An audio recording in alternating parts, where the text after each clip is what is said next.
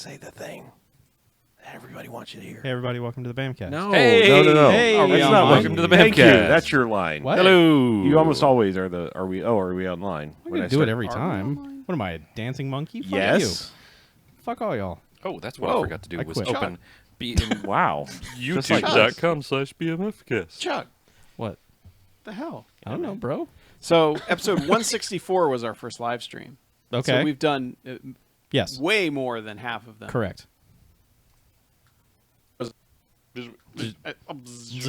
So fast. However, if you count all the extras that are offline, and everything else we've done offline, Yeah. it's probably closer to about even at this point. Sure. I'll go with either one. Yeah. Yeah. Yeah. Real. Yeah. Yeah. Real. Totally. Yeah. Real. I do like that the 5 bags of guns trailer is still there. I think all things should have a trailer and never an actual thing. Yeah. I think that's wise. Mm-hmm. Hey, everybody. Who's in the chat? Hey, everybody. Who's in the chat? Hey, everybody. Is it a bat? Hey, everybody. It's not Who's a in the bat. chat? I'm going to switch to It's night hot mode. And you thinking, cats. chat, Hot cats. chat, night chat, chat, chattity chat. Chatting it up in the night mode. Chatting it up in Chattanooga. Working on the night mode. Truck 29, chatting up. Why Truck 29? Because it's in that song, Chattanooga Choo Choo. I don't know why I know that. Oh. I'm a fucking time traveler. Oh. Oh. Yeah. Technically, we all are. It's just forward. Yeah. Did we tweet? Yep. Hey. I'm going to retweet that. Whoa. Did that hit you? That hit you a little hard there? No, I just wanted to tweet. I was just waiting to tweet. Got no We couldn't wait. Tweet. Got it, tweet. Nope. So good. Too far. Oh. Wrong direction. So I usually just chuck it back there.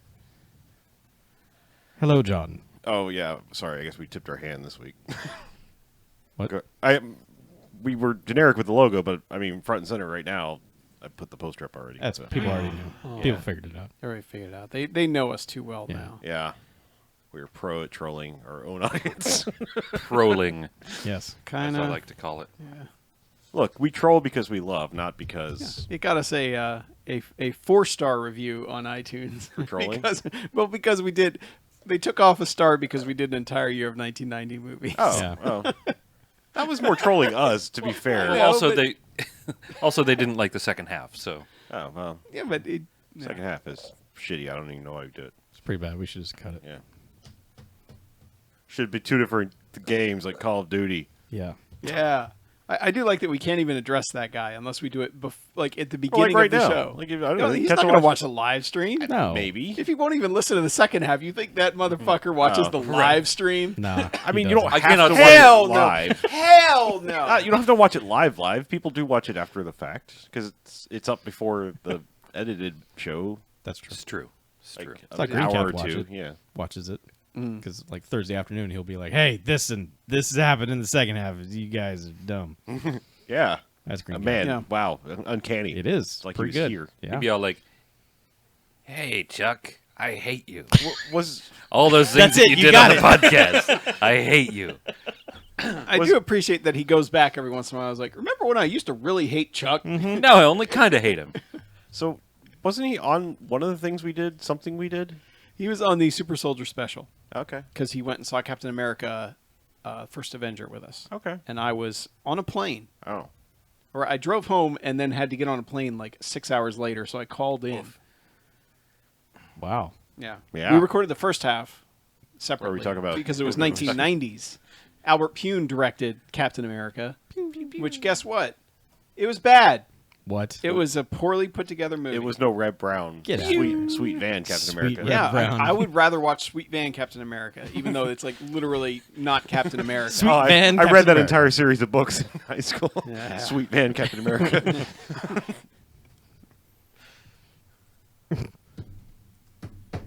Boom. Hey, sweet. Good job. Wow, that got out there quick, Chuck. Yeah. It's a quick ship. Yeah, Quick ship. Did you laser ship Yeah, that? I did. I laser. Oh, shipped. no. Don't do I did. I laser laser. ship. He got it. Fuck. Pew, pew. Laser shipping over here. You sure are. Over here. Oh, that's where you write two different lasers coming together and doing Yeah, it, that's right? right, yeah. Yeah, It's laser like- shipping. It's like the actual writers won't put these lasers together, so I'll fucking I will. do it. Fucking laser ship all day. Yeah. Fucking scissoring and shit. Yeah. Yeah. Like fucking green and red Yeah. together. Uh-huh. It's like fucking Christmas. Like fucking Christmas. So- It is like fucking It's fucking Christmas. Yeah. Man, I That's laser ship. I fucked at Christmas. I'm going to do some laser slash next. I don't know what the difference is. But Oh. Yeah. do you know? Little, You were like, I'm not going to. little side note for the live chat. Somebody's no longer allowed to comment on the live chat. So don't worry about spoilers anymore. I think. I mean, except for us. Well, perhaps. Okay. Chuck. Let's put a Unless you suddenly see a new character who is the same name, but Oh, wait. like this character. okay. Like, speak of the goddamn devils. Guess it didn't work. All right then. Never mind. Hello. Yeah. I am Joe, Well, hey, American man. And I'm here to Well, let's comment. just issue it. Let's just issue it now then. Don't post fucking spoilers in the chat. Yeah.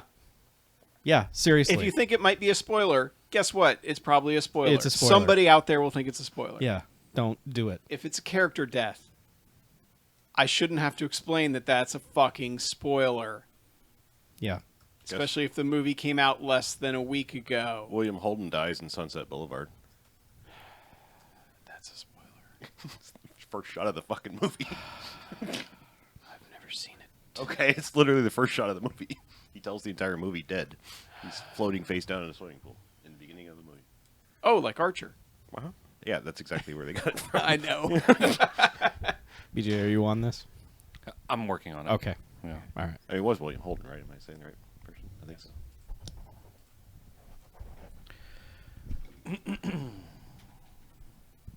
Yeah. Whoa. Helps- Whoa. Helps to What are you doing over there, Chuck? the Boulevard, right? If Adjusting. you want to look it up. You making noise. I am. I'm Noise. Noise. Noise. You're making the noise. Noise. Hey, I remember names sometimes. Yeah. Oh, perfect. What? What? What? Yeah. What? Just wait. What? Just a second, everybody. What? What? No, What? continue, BJ. I'm just everyone else. Like, settle down for a second. Chill out. It's all happening. No. Oh shit! I did the wrong. Oh no. Oh no! What'd you do? Undo it. I did. Is it me? Nope. Okay, good. Here we go. What's I know. happening? Don't worry about it. I got it. Da. Da. That should be good. I'm hacking the fucking Gibson here. I know. I can see it Chill out. Yeah. on a fucking tablet. That's part of why I fucked up. Because it's a fucking tab. Yeah. But hopefully I won't go nuclear in the chat Yeah. this week. Yeah. I'd say you like went nuclear. Yeah. You went. I went nuclear. I went Yeah, thermonuclear. Yeah. I almost can't even say it wrong anymore. It's hard for me to now. I say know. it wrong. It's. It used to Chuck be so says easy. it wrong every time. Well, I mean, when On purpose, W was yeah. like every week saying Oh, yeah. nuclear, it was Nuclear. like so much easier to say it wrong. Nuclear. Okay, that ought to do it. And now, Yes. And Go on. Yeah. What? do you see a notice of anything on your? no, I'm logged in as me though. Okay.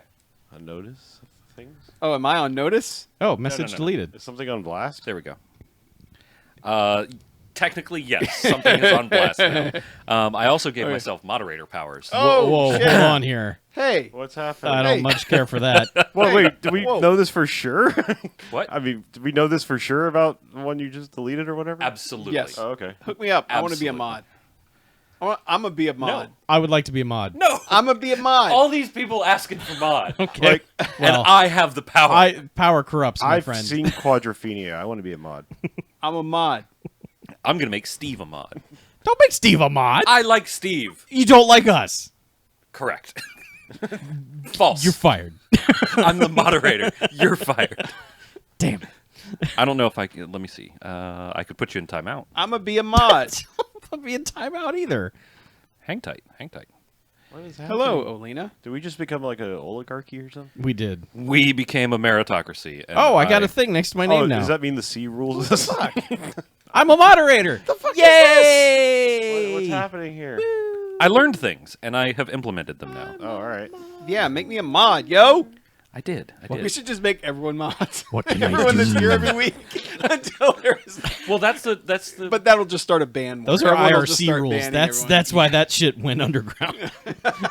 Because everyone Okay. became a mod. Oh look! I got a little gear next to my name. Yeah. How are you logged in? Are you logged in as? There, As Harlow 37. Okay. I mean, yeah. That's the Type YouTube. in the chat, please. I am mod.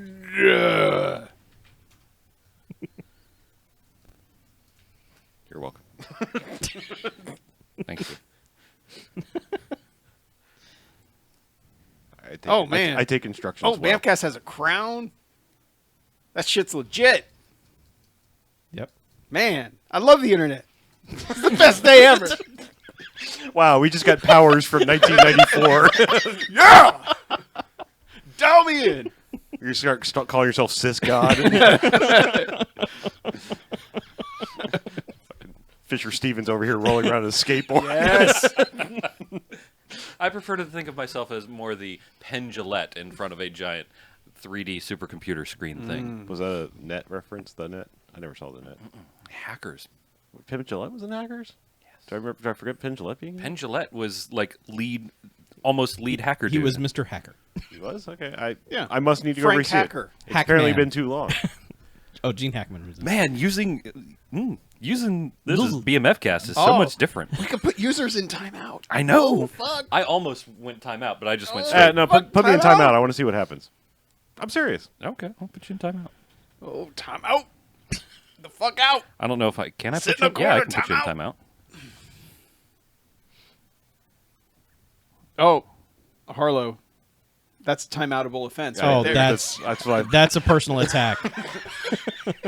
Oh yeah, you're in timeout. Whoop. Harlow was timed. Oh, 300 seconds. Man, 5-minute timeout. That's harsh. What? I've been placed in timeout by the owner of this video or a moderator.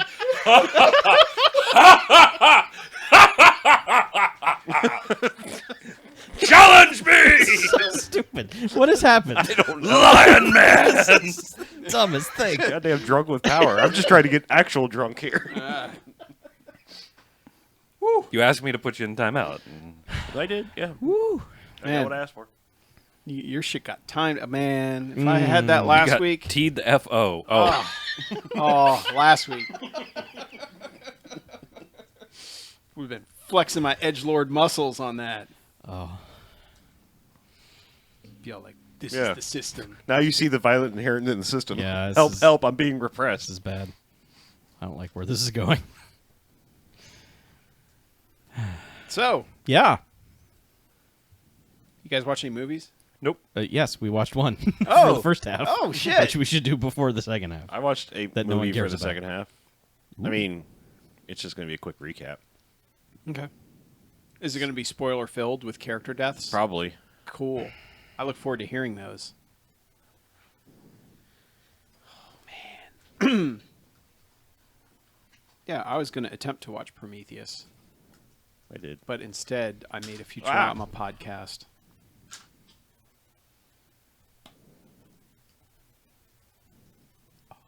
We're not an evil empire. We're just an empire. Yeah. We're a good empire, like Strikes Back. Yeah. I mean, not the empire in Empire Strikes Back, but We are a the quality cheertatorship. of the movie itself. We're not a cheerocracy. We're a cheertatorship.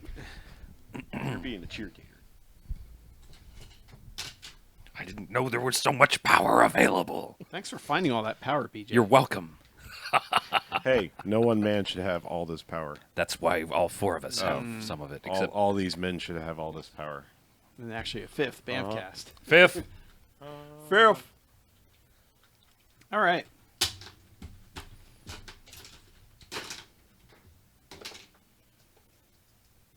So anyway, now that we have power, if you post fucking spoilers, you're done. Yeah, you're gonna get modded. Yeah. Yeah. Yep.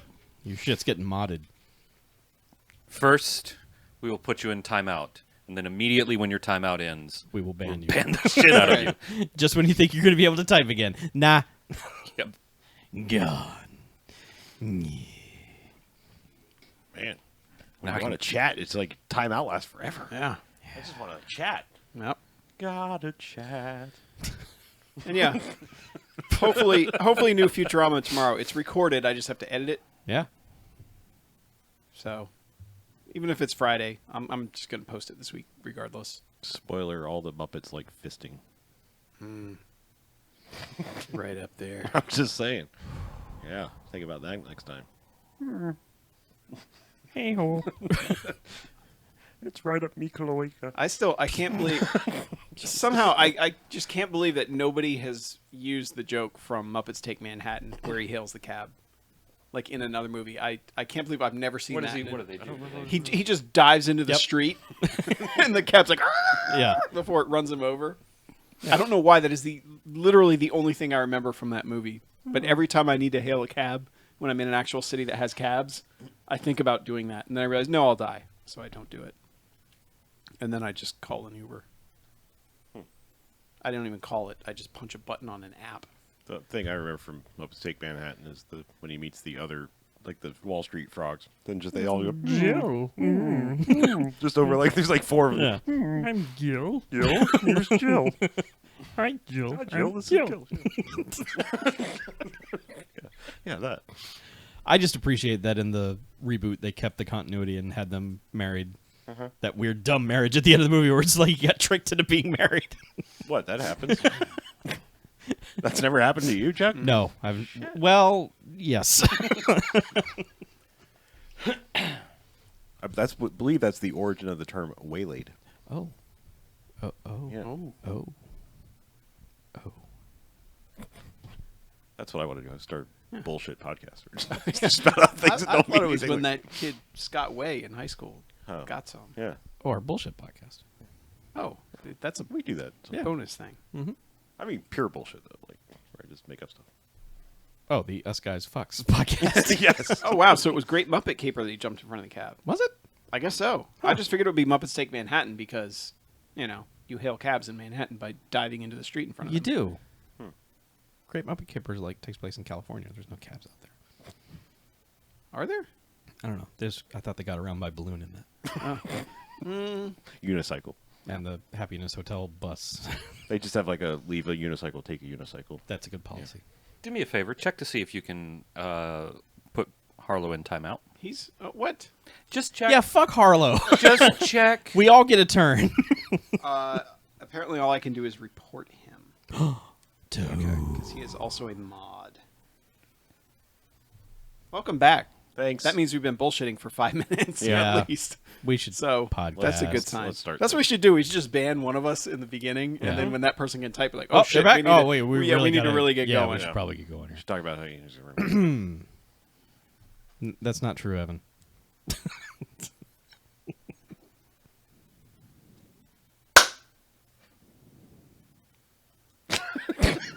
I just hear breathing Yeah. into the microphone Who's all of a breathing? sudden. Is that you over there? Hazel's Malone?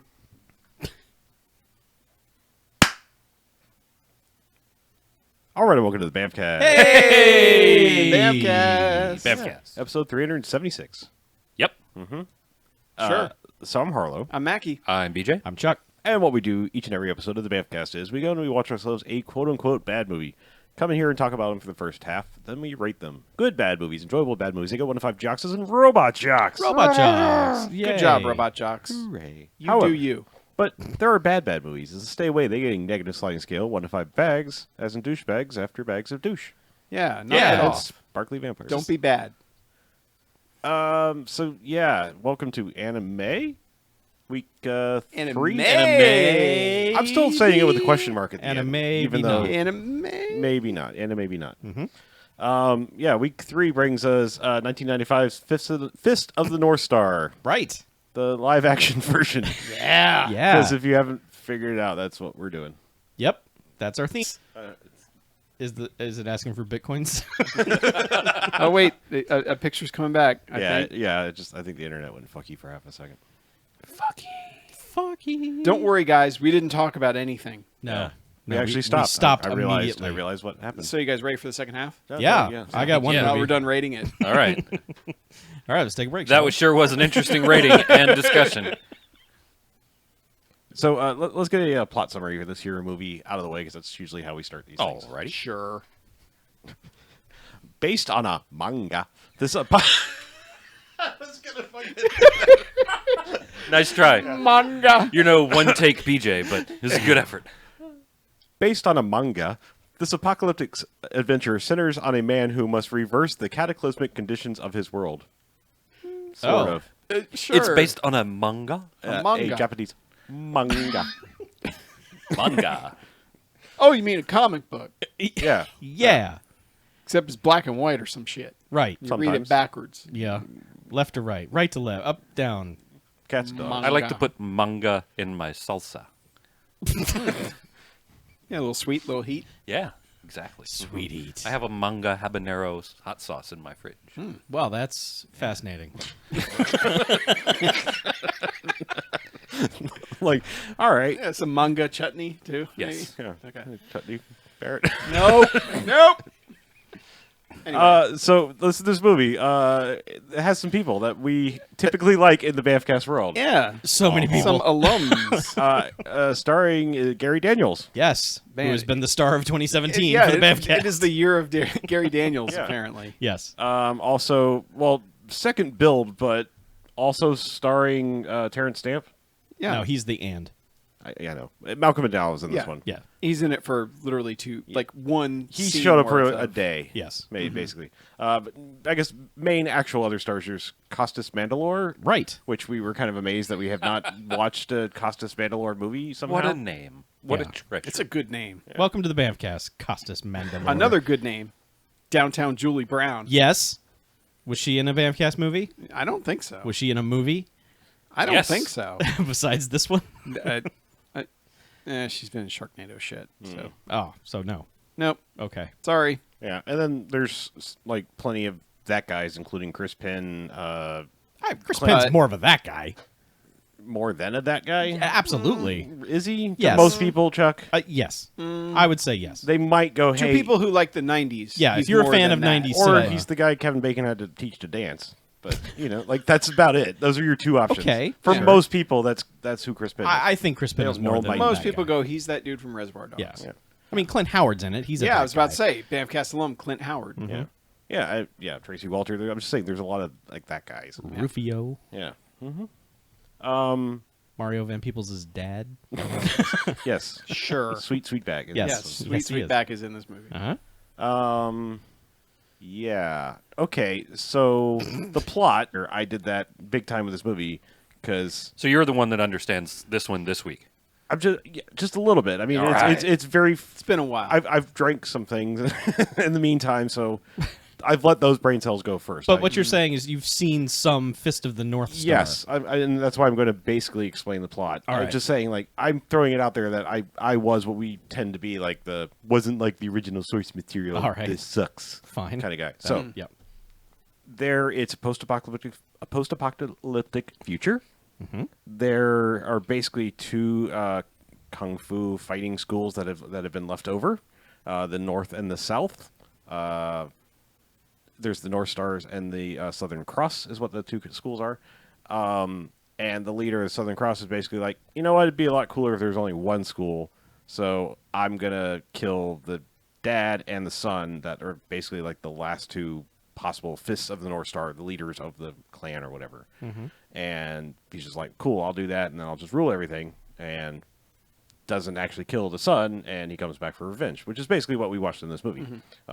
So, the Fist of the North Star, is that the title of the leader of that school? Yeah, it's like like leader of the hand. You know, but Yeah, that's because in Malcolm McDowell's constant narration, he keeps ending it by saying, "You are now the fist of the North Star." yeah, I was also going to say, if you are one of those people who's a fan when they say the name of this movie, you might love this movie. Yeah. Because they say the title of this a lot. Do not drink every time they say the title. You will die. But yeah, I mean, that's basically it. And in the original source material, I mean, not that this one is like dumbed down PG or PG-13, but the original material, it's like punch, punch, tap, tap, head explode, you know, shit like that. I mean, like crazy blood fountain-y shit. So there is some of that in this movie, but, you know, it's toned down mostly probably due to budget versus, like, censorship, I would say. Okay. Yeah. The violence in this is weird. Yeah. So I'll say that. I'm just throwing that out there. That's your explanation. So- and the basic plot of this movie. I mean, I'm dancing around it because like this is kind of one of those movies, sort of like a comedy, where it's almost hard to talk about what happens because so much of it is like walk, walk, kill, kill, Visual, walk, yeah. walk, kill, kill, and then oh wait, I'm at where I need to be. Yes. We can back up a little bit because we are dropped into this movie where it is after the betrayal. Well, I'm sorry, we see the Malcolm McDowell scene first, where he's, you know, he looks just like he looks in Star Trek Generations, Yes, but like it's he like, just came off the but set. they threw on like, you know, a robe and it's like you're a sensei now. Yes. Sure. Sit down here, say your lines. Yeah.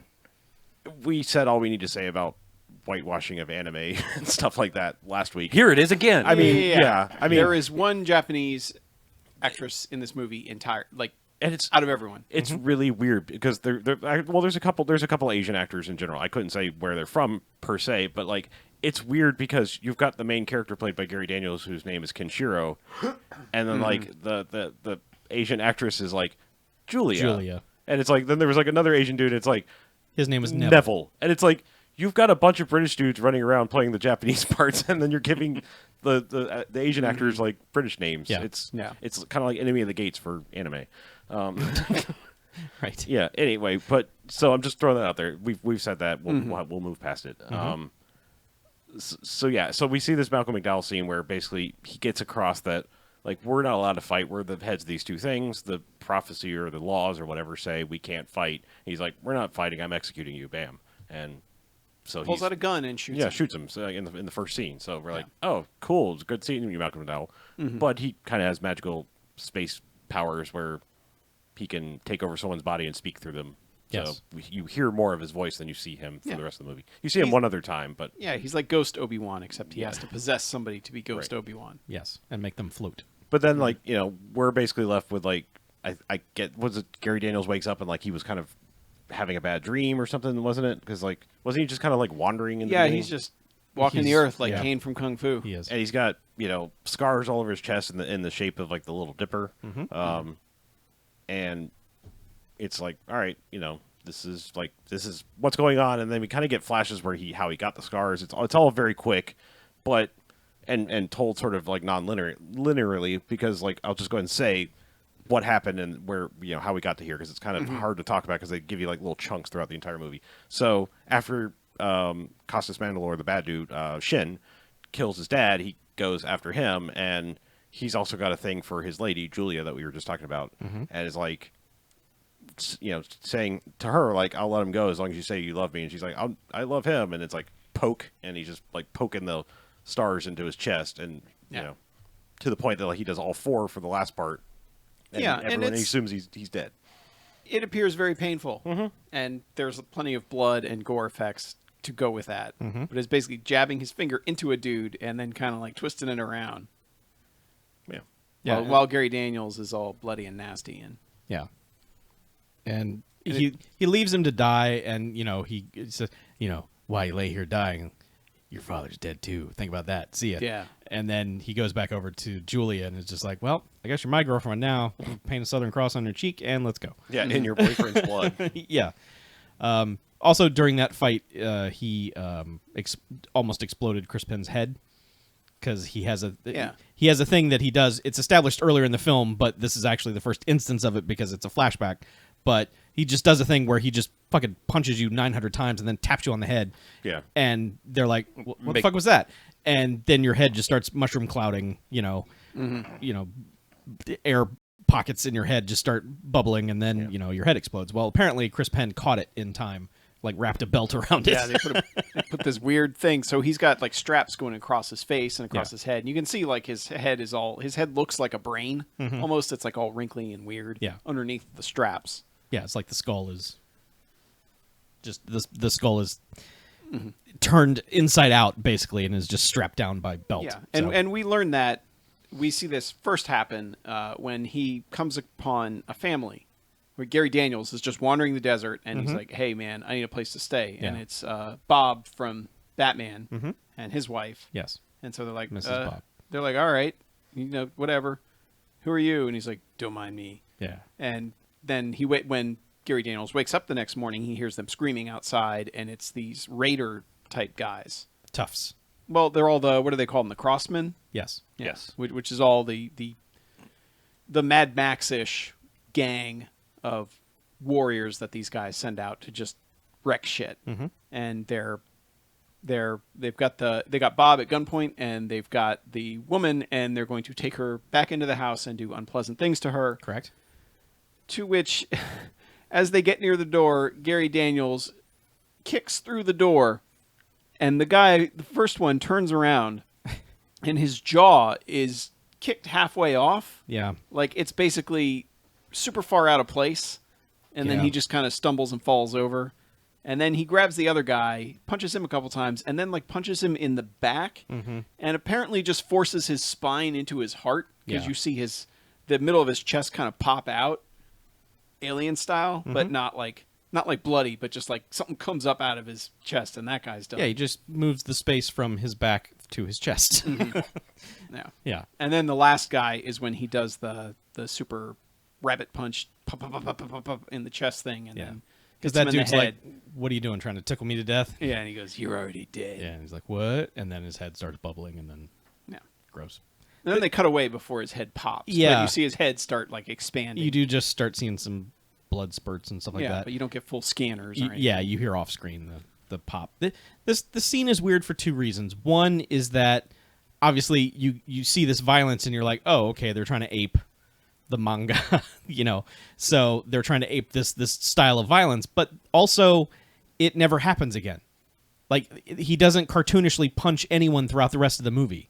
Like Except Chris Penn in Flashback. yeah, but like he fights a bunch of dudes throughout this. In one scene, he fights 1,000,000 dudes, and none of them get a weird cartoon jaw or body parts rearranged or anything Yeah, like that's that. what was- It's kind of established later in the movie, and they just sort of show it and don't tell it. Okay. That he has to like really focus to do shit like that. Oh, so I okay. think the idea was he was harnessing his chi or whatever behind the window, and then was just like, Okay. I got this. I'll punch your jaw off. It's one of the Yeah, because like when he was 80 fighting him, things in he this had to movie that- stop at like at the end before Yeah. when he was fighting Costas Mandalore. Yeah. But spoilers. But It's just one of the 80 things in this movie that's not explained. Right. Where you're just like, wait, did they run out of money? What's Yeah, why? I mean, it's why a- is that fight so weird? And then the rest of them are kind of standard. So yeah, I mean, it's obviously it's a budgetary thing. I think, yeah. in this Sure. reason, for this, but But we're also introduced to a town that has Melvin Van Peebles and downtown Julie Brown seem to be the people running it, yeah, they're preparing or for the leaders. something. Yeah, They're yeah. just like- They're coming back in a truck Yeah. with a bunch of people in it, and they're like, we got razor wire. yeah, Okay, they've been cool. scavenging out in the And a middle few of nowhere. cans. Yes, they found some cans of fruit. Yeah, And and things- there's a little girl who's walking around with a little organ grinder thing, and she's blind. Yep. And there's also your annoying sidekick character, who's like this kind of like late teens, early 20s guy, who's like messing with the warriors and pushing them. He's like, "Hey, you got to learn how to fight, you guys!" And they keep like knocking him down. And it turns out, oh, he was just stealing from them. You know, he was pickpocketing them as he was doing it. And that's his sister is the blind girl. And there's just a lot of like setup before she goes, "I hear them coming." And this is when Clint Howard and crew just show up in this town, ride motorcycles, just shooting people. Yeah. Like Clint Howard is just on this motorcycle, just laughing and just shooting everyone he's driving by. Well, is this here? I don't think that Yeah. this town got in. I thought that was somewhere else that got invaded by Chris. No, because they It's get definitely because they this get their town. truck blown up, and she's all sad about the truck being blown up. at the Okay. end. Yeah. No, it's always just this town. So they just keep coming back to this town. Yes. So they're Yeah, just fucking with it. I think the first one was like, it's sort of like the Three Amigos thing. Like they go in a little bit and do a little bit of damage, Okay. and then the last time they were like, "Oh, you kind of fought back. We're gonna fuck you up. All you know, right. we're gonna bring everybody." Okay, I wasn't sure. I thought maybe that first instance was like they were on their way to Paradise Valley or whatever that No. town is. But like that town is, they want it because it's got a bucket of water in the center of it or something. They have this water source that's super. Yeah, Malcolm McDowell explains that water is the most important Yeah. thing in this world, and they but have there's it. bad water. Like when it starts raining, they're like, "Cover the rushing water." to cover it because it's bad water. This is the second Malcolm McDowell movie I've seen where water is really, really important lately. Yes, and it's established at some point Gary Daniels can walk in the rain. It doesn't hurt him. That's how people know he's the chosen one or some shit. Yeah, So or maybe it's just his sweet cloak. could be a Well, sweet cloak. They keep calling it acid rain, which it's like, all right, you know, maybe in the future it really is actually acidic, Yeah. but that's Yeah. not what the phrase means, you know? Well, acid rain was still a fear back then. That like, Right, but it was like damaging statues and shit, not people. You know? Right. but it could have, Sure, yeah. and it sounds cool. Yeah, Acid but anyway, these guys they just show up and they prove that they're assholes because they shoot a bunch of people, they blow up their truck with a Molotov cocktail, and then they just kind of leave. And it's like, all right, I guess that's over with. Yeah. And you know, they all go back, and was Chris Penn with him at that point? Or I was didn't this think later? so. Yeah, but anyway, we go back to Costas Mandalore, who is Shin, who is, you know, basically got his big dark, you know, early '90s sci-fi city, dystopian city going on. Yeah, and he lives at like the one intact skyscraper. Yeah. Well, it's intact because they have taken like beams and propped them up on the structure that's holding it up. They also have some sweet spotlights. Yeah, they do to make sure none of those urchins get in this sweet building. Right. Yeah. But he's kind of taken over this elevator lobby. Like it's just an entrance to all the it's like the elevator bay, and at the end of the hallway, he's built himself like a sweet throne / bed that he hangs out on. It's a dais Sure. of sorts. Yeah. But yeah, it's like a marble floor room, Yeah. and just it's the only nice looking place in this world. Yes, it's clean. Yeah. And he's got Julia up there, and he keeps doing the whole, "You need to love me. I rule this world. She's Why like, don't you love "No, me?" I love Ken. Yeah. He's I killed him, so you should love me instead. This is how courtship works. You know. She's like, no, No, it doesn't actually. It's yeah, I'm gonna go back to my quarters and fondle something in a And- pouch. yeah. Yeah. Which we'll get to that. We'll come back to that. But he's basically told Chris Penn and someone else, I think. He's like, you need to take care of this town. Like North Star is done. These people, they got to get with the program. You got to make them get with the program. So go down there. And so Chris Penn goes down to all the dudes and gives this speech where he's basically like, all right, you guys, let's do this. Let's fucking kill some people. Let's have fun killing people. Yeah. It's a good speech. It is like, you're like, wait, what? Yeah.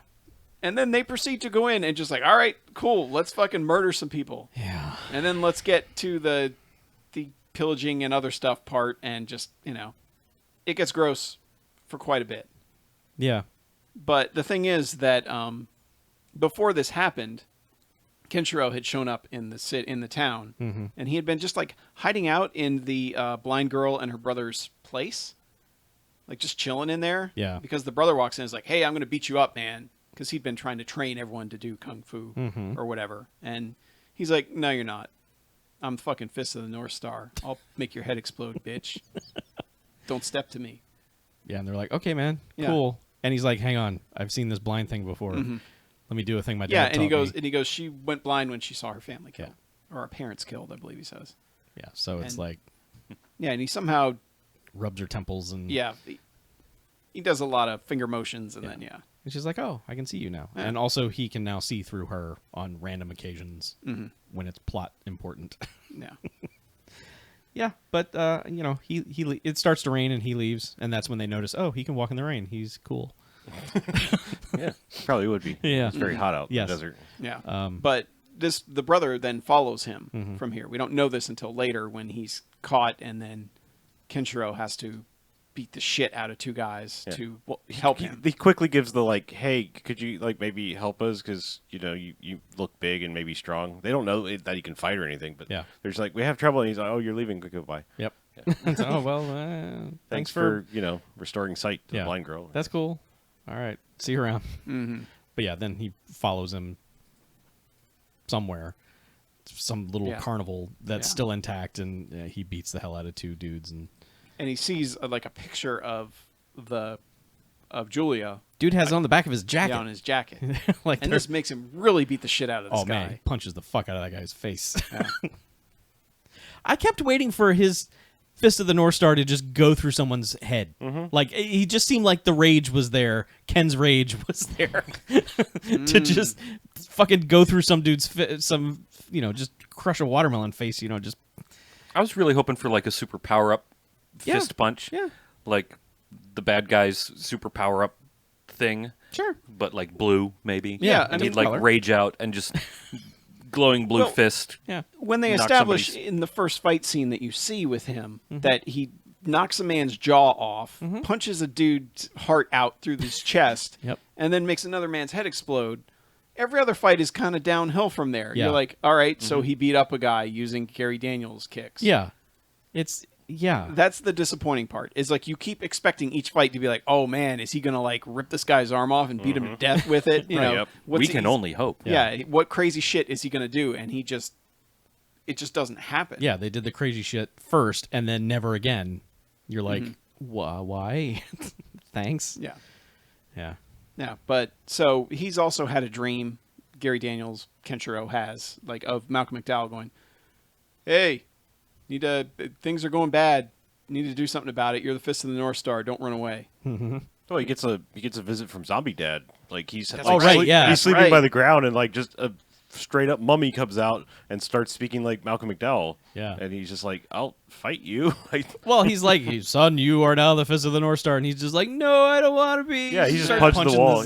Yeah, you're not my real zombie dad, Dad. He's just immediately disgusted by the notion that he has to do something. Are you my dad or my mummy? Yeah, it's whatever. But yeah, I guess then he just suddenly realizes, I guess I'm the Fist of the North Star now. I better start doing stuff. Yeah. So the kid's like, all right, well, I'm just gonna follow you. Yeah. Like you need to help us. You need to come back. And the kid eventually like collapses. And is kind of getting buried by sand. Yeah, it's a sandstorm. When Kenshiro walks up, it's just he looks at him like, "Oh, you." Yeah, you rapscallion. But so they stop, and that's when basically this invasion at the little town has happened. Yeah. And because of his psychic connection with the girl, and she's just screaming as everyone, there's this woman with 30 guys on top of her attacking her, and just everyone else is just getting killed, and she's just kind of cowering in a corner screaming. Yep. And that's when he picks it up in his head and he's like, we have to go back. Yeah. Chris Penn comes along and is like, you know things. We'll not kill you yet. Yeah. And she gets kind of mouthy with him. Yeah. And then they're like, check this out. We got a brand new guillotine over here. How about we put your head in it, little girl? Yeah. Let's go, everyone. Let's go cut off this girl's head. And everyone's like, yeah, sweet. To which they're going to do it, but then she shouts out Ken's name, and Chris Penn stops the blade at the last second. What'd she say? Kenshiro's going to get you? Yeah, something like that. Yeah. And it's just like, what'd you say? All right, back in this cage with you. You're going to tell us what we need to know later, not right now. Yeah. I just love that guillotine was like the Big Lots guillotine, Yes. Like if you were to shop for a guillotine, Big Lots. That's the one guillotine. Yeah. I'm just saying, if you were going to shop for guillotines, that's like not the Home Depot or the Lowe's one, like a really nice guillotine. That would be like the one you found at Big Lots. Yeah. That was like $21.99, and they're like, hey man, you can get two for like $40. It takes like 3 whacks before the head comes all the way off. It's plastic wrapped in aluminum foil. It's my first guillotine. It feels like I know, like, and that's the thing is like Easy behead guillotine. is like there's a lot of cheap shit in this movie. Yeah. But the filmmaking hides it pretty well a lot of the time. Like not all the time. The production but a lot of the time the production's not bad at all. No, they had some money. Yeah, I mean, it And- looks like when you think of a early '90s sci-fi Yeah. dystopian movie, it looks like this movie. Because there are shots of like boats stuck in buildings and like a submarine on a dune, and you can tell they're tiny models, but it's like some movies can't even do that, and this is not really bad at hiding that. I mean, Yeah. the city models look very small, but other than that, I mean, But every once in a while, something like this, Yeah. this cheap ass guillotine yes. shows up. But like my favorite part of all this is that they've got this little girl in a cage, and they're like, "You're not going to tell us what we need to know? Fine, we're going to go get famous WWF star Vader to come in here, Yeah. and he's going to pick up the cage and shake it and scream at you." And just do all those Vader things. So fucking Vader comes in and just picks up the cage and is just shaking it and yelling at Yeah. her at eye level, and she's not having it. Which I don't know. This scene just made me laugh consistently. And I do like that before that they show a couple of the soldiers like having some heart. Like this one guy who's got this weird like dragon scale head or whatever, you know, is like, guys, she's a little girl. Yeah. Like, give her a rest. Yeah. And that's when Chris Penn's like, what? yeah, no, What's wrong with you? didn't you hear my speech about Yeah. being evil and having fun? Yeah. You son of a bitch. Yeah. Problem. Yeah. Yeah. And that's when he brings in Vader. But Yeah. that comes into play a little bit later. Anyway, but yeah, Vader is banging her around, and then finally, Kenshiro and the other guy have snuck into the city. They've seen a lady try to run away from the city and touch the fence and get electrified. Yep. And they go, oh well, guess that's out. Yeah, don't do that. So they have to sneak through the sewers, and they've made it into the little town, and that's when Kenshiro gets to take on Vader, Yes. and kind of is getting beat up for a little bit of it. Yes. And Because Vader has wrestling moves. He has a clothesline and I body feel- slam. I feel like we're glossing over the fact of how well he menaces her in the cage. No. I mean, We didn't gloss he's- over it. I'm just saying, like it. It's the best for me. It's the best scene in the movie. It's crazy because like there's this like little tiny 8-year-old girl, Yeah. and he's just picking up the cage and like, ah! yeah, It it is looks It really scrambles good, her too. brains. I don't know. It's just Yeah. No, that's the best part. It's pretty good. Yeah. But then Kenshiro starts basically like hits the cage into Vader, and Vader hits the cage back at him, I thought it was going to be a cage match. and he lets the girl out, and Kenshiro's like, he's in the sewers. Go Yep. find him. Yep. I'll catch up with you. To which then Vader just starts beating the crap out of him. He's like picking him up over his head, and eventually chucks him out a window. At about the same time that Chris Penn finds her down in the sewers, and then gets in a fight with little sidekick guy. And little Sidekick.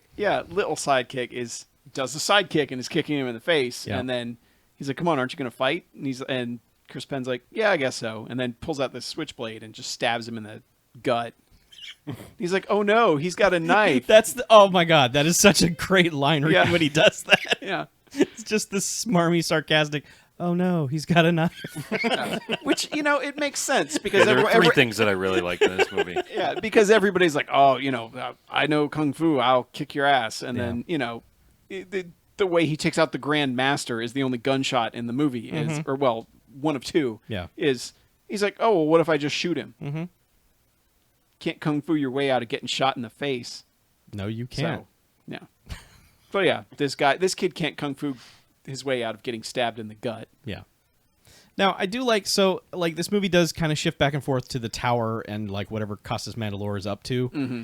What he's up to is he fancies himself an architect, and you will see him because he's told Julia like, I found this picture of this building. I'm gonna make it for you, and I'm gonna rebuild. It's like a 1930s New York picture. Yeah. And he's just like, I'm gonna build these skyscrapers for you. So like you see occasionally like he's got this desk and he's just sitting at it architecting, and you're like, well, this is a weird profession for the evil kung fu master of this to be like, I'm gonna build a building. Man, the end of How I Met Your Mother was really weird.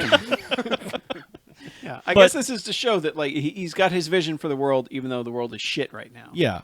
So, but maybe he has a layer that's not total shit bird. maybe. But in her room, like they keep flashing to Julia, and she's got a pouch of something. Like you've seen a couple scenes of her like fondling whatever's inside this pouch. Yeah. And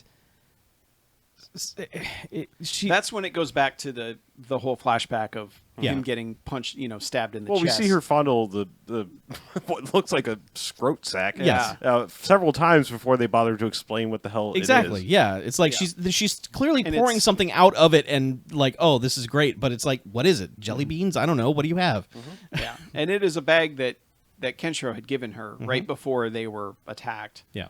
by Shin and company, which he said, this is the future, this is life. Take care, guard this. Plant my seeds. Yeah, and which they are literally seeds. They look like berries almost, They like do. dried It's like berries, cranberries. Yeah, Yeah. but she and that's when Shin's like, quit living in the past. Yeah. and smacks him out of her hand, and It's like, oh no. Yeah. One falls into a crack on the floor, and you're like, oh, yeah. magic seeds. Yeah, but then she picks up all the rest and is like, "You're not a nice man, Shin." Right.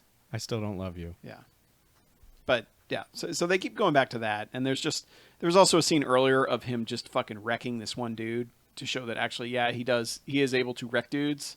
The dude from Invasion Force. Yeah, Because he comes into the entryway and finds a bowl of jelly, which he decides to just stick his fingers in and eat. Like you do. And then Costas Mandalorian's like, hey, no one fucks with my condiments, man. No, actually, it was No, like, he says like this is the finest. This is,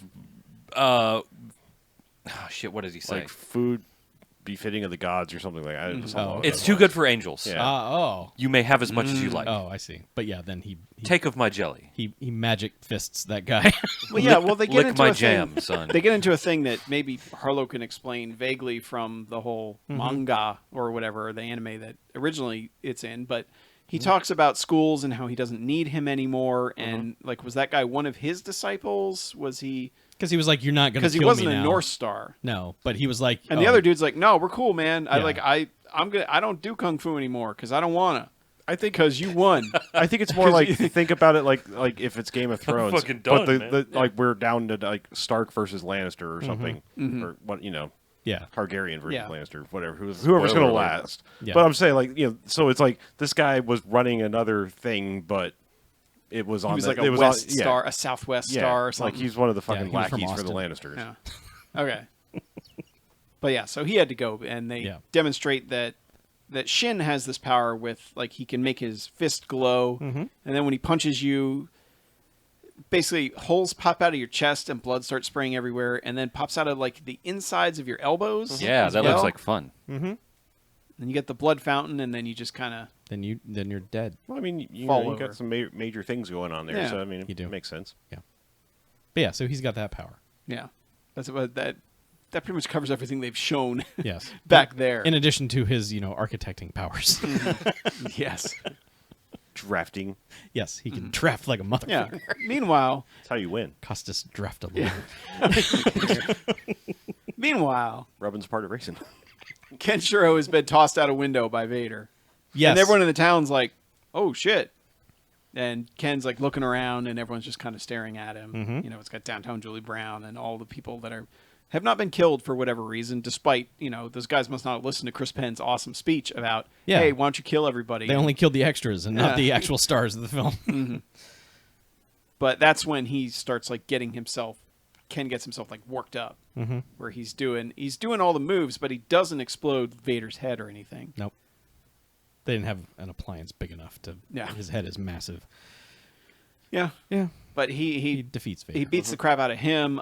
There's also this big black henchman that had been around for a lot of the scenes. Like, he was basically like Chris Penn's yes man. Yeah. Next to him, like whenever he said something, he's like, yeah, man, yeah, and He immediately gets wrecked. yeah, he gets his shit just fucking wrecked. By He's just Kenshiro. standing there. He kind of acts like, whoa, wait, hold on. I'm just here. But yeah, no, he gets wrecked. And then the other guy, the one, the dragon scale guy, who he's like, he's seen them get wrecked, and he just starts crying, and he starts taking off like his weapons and everything. He's like, "Here, man!" Like Yep. he's crying, holding him out, and that's when Chris Penn has decided, "Hey, guns are cool, and Kenshiro is probably gonna wreck me if I get anywhere near him." So he has a sniper rifle, and he's got Kenshiro in his sights. Yes. But that's as he's about to pull the trigger. That's when the kid has revived himself from his stabbing wound. Long enough to knock him off balance. Not enough to knock him off balance so that so that Chris Penn shoots the crying, surrendering guy. Yes. A fitting end. Yeah. Sure. And he says, "Vive la France," and then kills that guy. And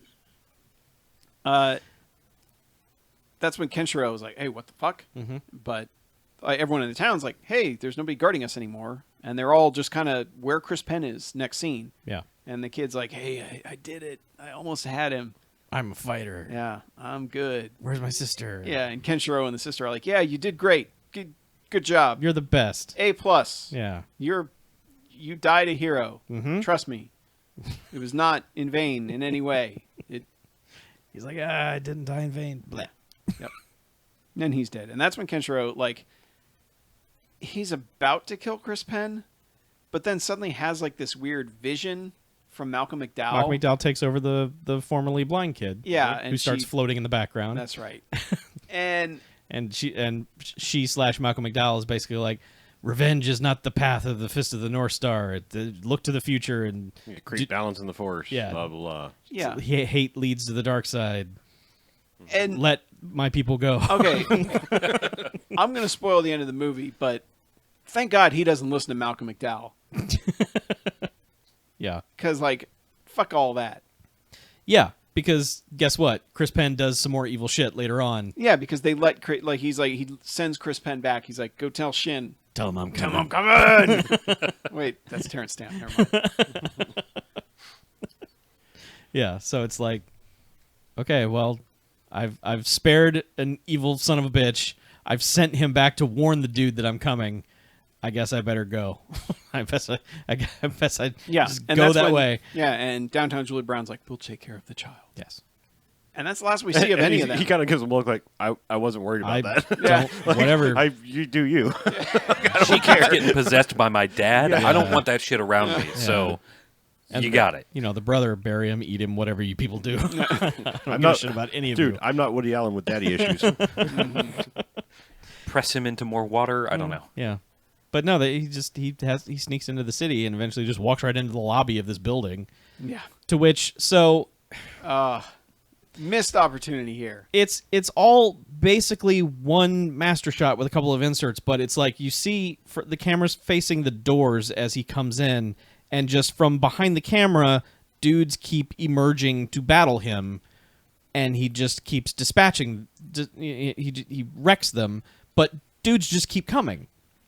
Yeah, Some of them have weapons, some don't. he beats up like 40-something dudes. Yeah. in this lobby. Occasionally relieving them of their weapons and Yeah. using them for a bit. One dude made the mistake. Two dudes come at him at one point. One of them has an axe, to which Gary Daniels dodges, and the axe he hits does the the other classic dude. whoop, yeah, like hula move out of yeah, the way. and he just keeps swinging through, and then hits his buddy, and it's like, but eventually there's a pile of bodies on the floor. Yeah, you keep seeing more bodies as you go. yeah, And I was just like, man, if they don't pan out and just have a long shot of this lobby with just like 50 bodies laying on the ground, they fucked up. Because they had them all laying in the background. Yeah. They're just laying they were already there. They do the exact opposite. Yeah. They zoom in on him and cut away. Yes, Boo. Yes, this Minus movie one fucked jocks. it does. Yeah, and it does that a lot actually. Mm-hmm. It fucks up its shots a lot, but this is probably the most egregious Mm-hmm. example. Yeah, because all the dudes were just laying there anyway. So Yeah. why Mm-hmm. not show it? But like, meanwhile, Chris Penn is taking Julia down to the basement.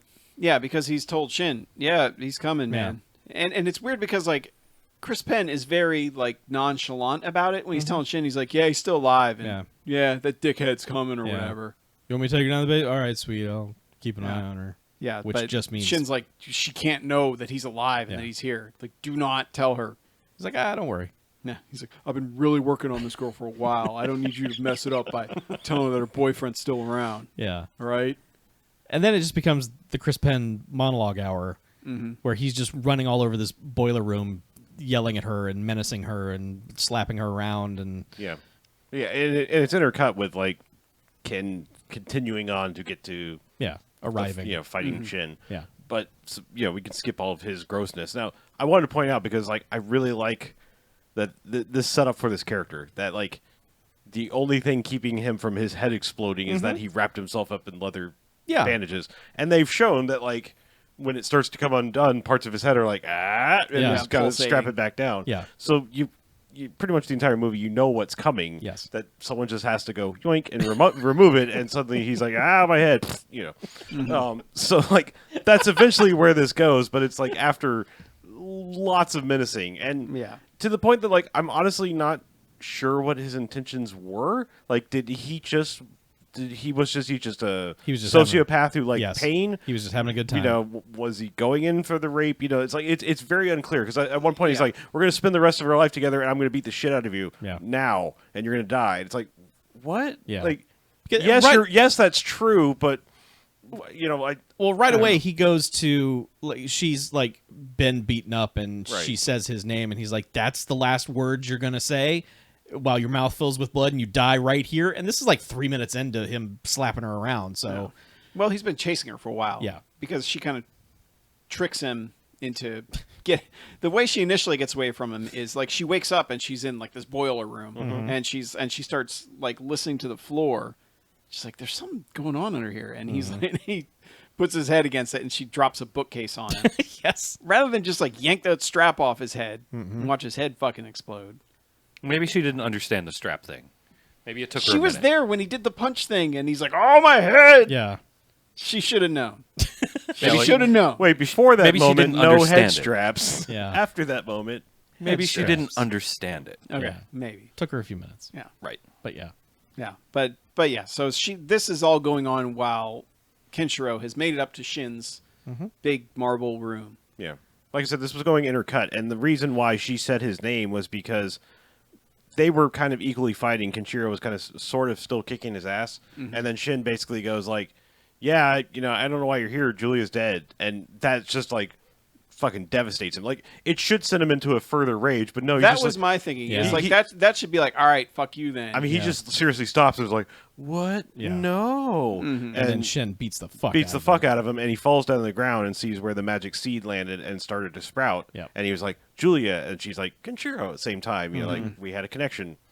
Yes, And Yeah. that's so. Like I said, they're just bringing it up that like it was the very end of the nastiness with Chris Penn and her. Yeah. But like Yeah, kind of the middle was- part of this fight. was they were both at their worst because Yeah. Shin had used his glowing hand move, and I was like, okay, because Ken's like chest explodes with all this blood coming out, and his arms explode with all the blood coming out, and I was like, I guess he's dead. Yeah. I was like, this is a shitty way to end this that's movie. weird Doesn't seem ending. so well. Yeah, the end because of the the other Fist guy, of the North Star. yeah, because the other guy fucking died. The other guy was like yeah.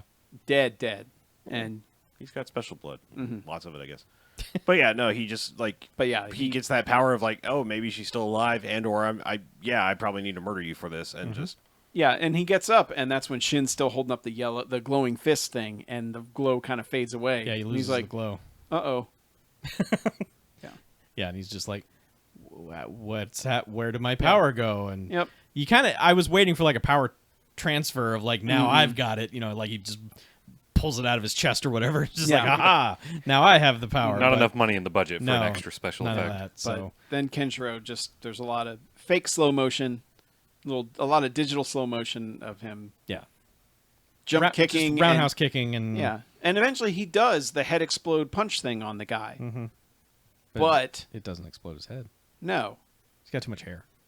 maybe I don't know. Like that was the other part. Is it's like, come on, you have exploding head move. Yeah. You do it on this guy, and his head doesn't explode. Yep. He just kind of like collapses on the floor. And He's too powerful to just be yeah, ordinarily that's- exploded. I think that's kind of what it is, because like he kind of did the same sort of move to the Vader dude, and it's Yeah. like, yeah, he's big dude, he's powerful, doesn't work on him. I get that, but fuck that guy. Yeah, He should, like, give us something. He should do it twice. yeah, Yeah, And give then us the guy's head give us explodes. something. You know, this guy just kind of like collapses.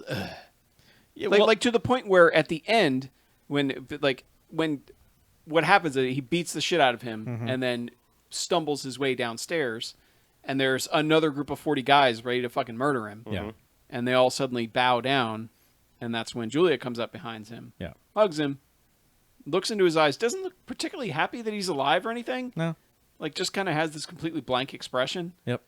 And they pan the camera behind this weird statue of Shin, and that's it. Like the point, the way that Shin goes down, I was totally expecting him to come back out at the very end, you know, and get like the whole Die Hard, I'm still alive thing, and then get some kind of death that suits him. Well, especially because they take the last shot over to his statue. Like, that's the last thing you see is Shin's statue, and you're like, well, okay, obviously something's going to happen here, but then it doesn't. You're like, oh, well, all right. They had no idea how to get out of this. So they just cut to black. Yeah. I mean, was it like Casas Mandalore's like, you're not putting that apparatus on my head? Well, I mean, they kind of did an ending for his character because what happens is like he beats the hell out of him. He's on the ground, and then he says something like, I was building this new world for Julia, and he's like, what? She's alive? And Shin says, oh no, she's totally dead, dude. Ha ha ha. And then that's when Ken just fucking punches him in the forehead, and he just goes cross-eyed, like, birdies around his head, and then that's it. And that's when I was expecting, like, punch through forehead, turn into meat kind of. It was. But it just, no. But so they kind of did have, like, a little ending for him, but it still didn't seem like enough. Yeah, but the rule is your main villain has to get the worst death. Yes. That's how these things work. Yeah, and he doesn't. It will always be not satisfying if the villain doesn't get his at the end. My only exception to that is that sometimes I think the head henchman is worse. And Usually. And Chris Penn gets it pretty bad. Yeah. I'm just saying, like... Yeah, because we didn't even talk about what happened to him. Yeah, he got his... there was a strap loose on his on his cranium shield, and she grabbed it and got it caught in some gears. Right. And the gears just start spinning and unraveling his belt, and then his head just, mushroom clouds and... Yeah. He gets a good head explosion. Yes, he does. Yeah. For being such a shithead, he gets a good death. Yeah, I'm just saying, like, sometimes it's more fun to me if the head henchman has been done worse things to more people, for them to get it worse. Like, think about it in Die Hard, Carl gets killed twice. Yeah. Hans just falls out of a building. Yeah. But, I mean, the dudes in the first fight with the Fist of the North Star got it worse than, I mean, Yeah. I would have rather have seen Shin got his heart punched through from his back to his front. Something. Anything. Yeah, it's like, I don't know. Yeah. It seemed like that. It seemed like the effects that they used on that first fight should have all been saved for him fucking up Shin. He should have jacked his jaw and punched his heart through his chest and then exploded his head. Should have paid a couple $1,000 for somebody to make a fake Costas Mandalore head and fucking Riccio the shit out of that. Just punch it right through into the ground. Or just use real Costas Mandalore. He wasn't. He wasn't doing much. Yeah, I mean, come on. The guy didn't have a good agent. Yeah. You could probably get away with it. I don't know. Yeah, so that, that's... More like Costas needs more gore. Yeah. What a joke. No Stargrove. No. The soundtrack is fucking... Good Lord. It's overbearing. Working overtime. It's not just that, it's like the mix. It's just like... They've got like, if it was on a scale of 10, they got the soundtrack at an 8 and the dialogue at a 6. Yeah. And it's like, it's intense. Mm-hmm. Yeah, especially in the scene where he actually gets beat up, where we find out what happened. And the flashback one is just like the most overwrought thing you've ever seen. Yeah, well, I mean, the opening credits set the stage because they are just the most heroic. Like, when the editor credit comes up and it just launches into epic hero theme, you're just like, man. Hey, the editor Superman and composer in were this? dating. The editors of the movie are the heroes of the movie. I suppose, yes. But, yeah, the score goes for it. I guess we rate it. That's what we usually do. Rate this bitch. Yep. I'll go. Okay. I'm going first of all. All right. There's head explodey things and lots of punching and kicking. So I can't in good conscience give this bags in any way, shape, or form. However, I'm going to give it the bare minimum of 1 jocks. And it's just... And now I'm going to tell you why. It's just, like, this movie feels like it blows every opportunity, and it feels like they blew parts of the budget on things that were not important. Like, don't get me wrong, I like world building in a movie if your world is more than just I don't know. It's post-apocalyptic. These people hoard stuffed animals. This guy's got a condiment buffet. You know, it's because I mean we didn't even talk about like his main hallway. The museum of shit you find in your cabinets. Yeah, like his main royal hallway. Like he's got this like pretty pimpin' little sort of mini throne up there with some pillows and shit. But like all down it are like these lit up display things with like jars of olives and shit like that. It's just like, I mean, maraschino cherries. I guess they're a delicacy, and I get it, like flaunting it or whatever. It but looks silly though as that each of these glowing podiums has like 2 things of mustard right. on it. Yeah, it's like you built all this, and it's like, how about you make a couple more dudes' heads explode, or have them rearrange somebody else's face, or break some compound fractures or something. Well, I guarantee you that was an actual building. That was a lobby of an actual building. Sure. And there's no way they built that. That was too nice compared to everything else. Right. Yeah. But I mean, like they didn't need all the motorcycle-y things. I mean, I would have been fine with them like rolling up and just on foot. I mean, I don't care how they got there. It's just it seems like there's little things that they mismanaged the budget, and it's like it should have gone to more punching and blood fountains. Well, like they had that cool like caged motorcycle, that was like it had like a sphere around it and had machine guns on it, and that thing never did fucking anything. Like there was no reason for it to have protection or guns on it because all it did was ride through town, and the guy on it went yeah. Yeah, so he really did. Yeah, Rah. he did. I mean, there's still like some enjoyable dumb shit in this, but it is just missed opportunity of the movie, like left and right, really. Yeah. So. Yeah. It's a barely recommend. Okay. I will agree with you. There are 3 things that I really like about them. The one thing that I can think of right now is Clint Howard maniacally gunning people down from a motorcycle. So I am glad that they kept the motorcycle stuff in there. But other than that, I don't know. It just feels, for me, it felt like a lot of it fell flat. And I know that a large amount of my sort of unease with this movie in general, because I just didn't feel right about it the entire time. And a lot of that is due to the soundtrack, which was like 1 billion decibels compared to literally everything else.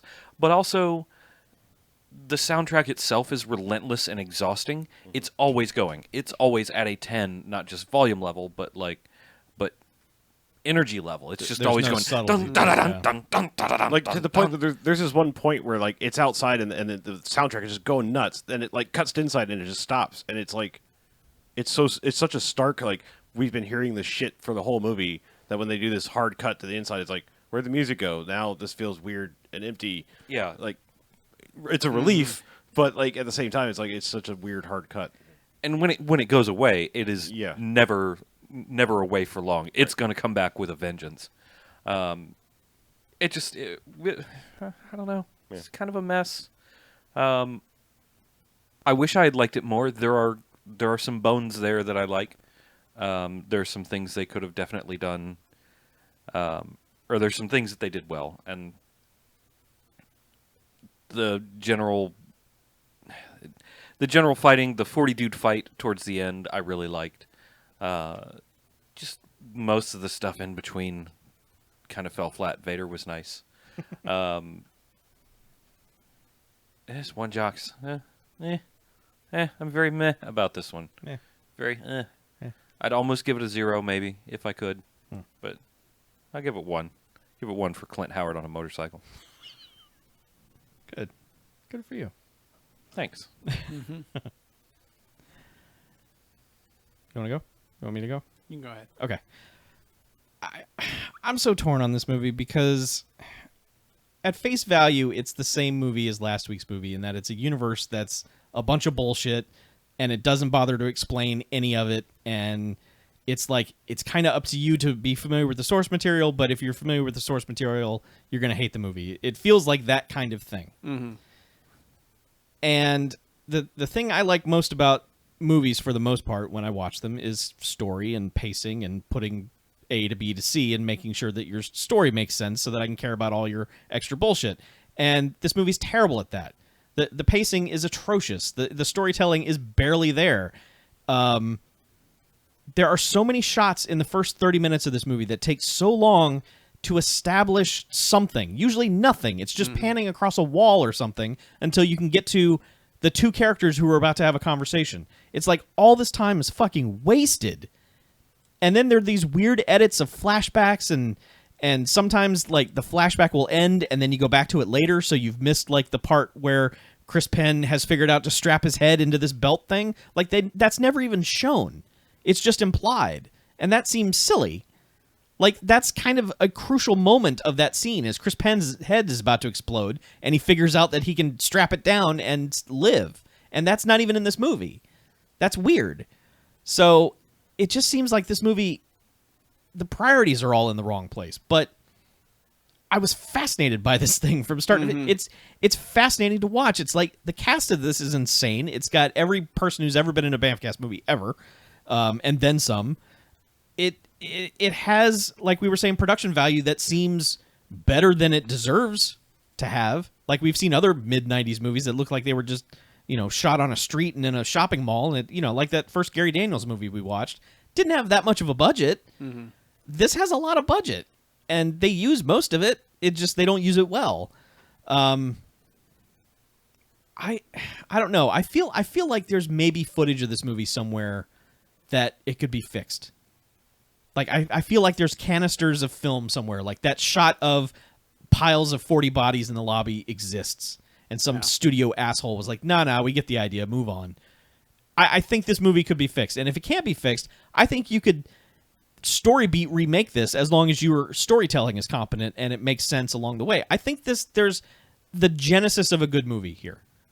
Like, a legit good movie. Like, this could be an awesome fucking movie. As it stands, I'm giving it 2 jocks. It's a kind of fun, bad movie that has a lot of problems, but it has a lot of just dumb, cool things in it. And like I said when we were watching it, Chris Penn seems like he's in a totally fucking different movie because he is just acting his heart out. And other people are either not actors or they're not acting well. Like, I've seen Costas Mandylor do better. He doesn't really care here. He's got a cool head of hair, but that's about it. And a sweet vest. And he's sexy. Yes. He is. So. I couldn't, talking about a remake, there was somewhere towards the last 20 or 30 minutes of this movie where I was just like, man, what I wouldn't give to see like the John Wick guys remake this. Yeah. Like, because they understand piles and piles of bodies, but maintaining a storyline too, and that's what this needs, is like that slickness between high body count, but also like getting a point across. Yeah. And yeah. Yeah, because, I mean, you've got the most basic plot. It's the plot of every dystopian movie, but some movies pull it off, and this one, it's like, it's there. It's all there. It's handed to you. Mm-hmm. So it just sounds like a case where you just need to watch the anime, Chuck. You would understand movie. if you watched Maybe you it. should I mean, just like one movie. Yeah. Maybe you should read the manga. I might read some manga on my tablet device. So yeah. I agree with you. I think it's 2 jocks. I was going between 2 and 3, but I think I'm sticking with 2. It's weird. It's got that aesthetic that kind of still works for me. Is that low budget early 90s sci-fi thing that just it puts you in a place immediately, and it's like there's something about that aesthetic that's always going to work for me, even when it's cheap. And this. It's cheap, but in a way that works, like that it's hidden well, that I can really appreciate. I think it loses so much of its, so many jocks and so much of its goodwill with me by just not doing things right. Yeah. By kind of just not understanding what the audience kind of wants and the release that the audience needs out of some of these scenes, where there's some of them that are there, but not quite. And I know the director's made other good stuff. He made Hellraiser 2, which not bad. Yeah. He made Amityville It's About Time, which is one of the better shitty Amityville movies. We kind of liked it. It was dumb in a fun way. Yeah. But I just thought there were times he didn't put the camera in the right place. Like, it was so, like, first of all, they slow down way too much of the movie. Like, the slow-mo is dumb. Bad. And it makes it painfully obvious that kicks aren't connecting. Like, the camera is in the worst place for that on countless occasions. Even in the big fight with Shin. Yeah. When he's doing his finishing kicks, you can tell he's not connecting in any way. Yeah. And it's just, And yet then there's other shots. Like there's one where she's walking down the hall and she's got the kind of the dress draping behind her. Yeah. That's like a really like it's one of those shots where like holy shit. That's like a trailer shot. Like you would see Yeah. that in that would just be some cool moment in a Yeah. trailer. That like belongs in a much more stylistically interesting movie like House of the Flying Daggers or Yes. something. I mean, that's what I'm saying. Like it's got the components are there. Someone had a clue. It's Yeah. I don't know what the story is behind the scenes with this. Yeah, but then they have panning shots down that hallway where they don't have a steady cam. Yeah. And the dolly, like, is the wheel off on the Yeah. dolly or something? Because, like, you can just tell it's moving just that Yeah. little It was just bit. an old shopping cart. The shopping Yeah. cart was Yeah. Yeah. Yeah. But it's still, like, like you said, there's something fascinating about it. Mm-hmm. There's something where you're like, I want more of this world, just In every more, way that just more coherent. Yeah, in every way that Dragon Ball Evolution was not at all interesting, Yeah. this was like Oh yeah, definitely. you almost had it. Like Dragon Ball Evolution, you're like, no, you guys never had it. You should have never even made that movie. Yeah. This was like so close, guys. So close. So Yep. Oh, well. All right. Well, let's take a break, shall we? Let's. Why do you have confetti on there? Letterbox does that every time Yeah. because they've just logged like 10 million movies or some shit. 100 million. Oh, okay, whatever. I did not get the 100 millionth movie. Confetti fart gift. Well, I do that. Why do you think we saved it? Yeah, just comes in handy. So you got one, Harlow? Yeah, that's not. I don't have to talk about it for very long. Okay. Trying to see if I have anything worth talking about. I unironically love Cabin Boy. I'm not afraid A lot of Cabin Boy fans here. What's wrong with Cabin Boy? He was asking the opinion. Cabin Boy's awesome. Scott was talking about. He asked what Cabin Boy. Cabin Boy does not qualify for this show. Yeah, It's when- too good. When you speak of lines that a lot of people say, I've heard these pipes are clean plenty of times around here. Yeah, well, yes. For good reason. Yeah, Purple Lightning. That's always good. That's what I always remember. Just that deadpan. Man, there's a lot of rum in here. Yeah? Mm-hmm. Okay. I'm gonna still drink it. Okay. Have a good time.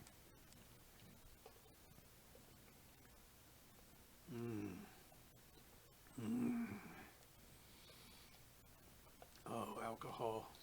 You're my only friend. I hate that I never used to drink very much. Well, I did when I was way younger, Sure. but I'd settled down so much in the past, like since getting married, especially. Like barely, like I'd have like one beer a week if we were out at dinner or something.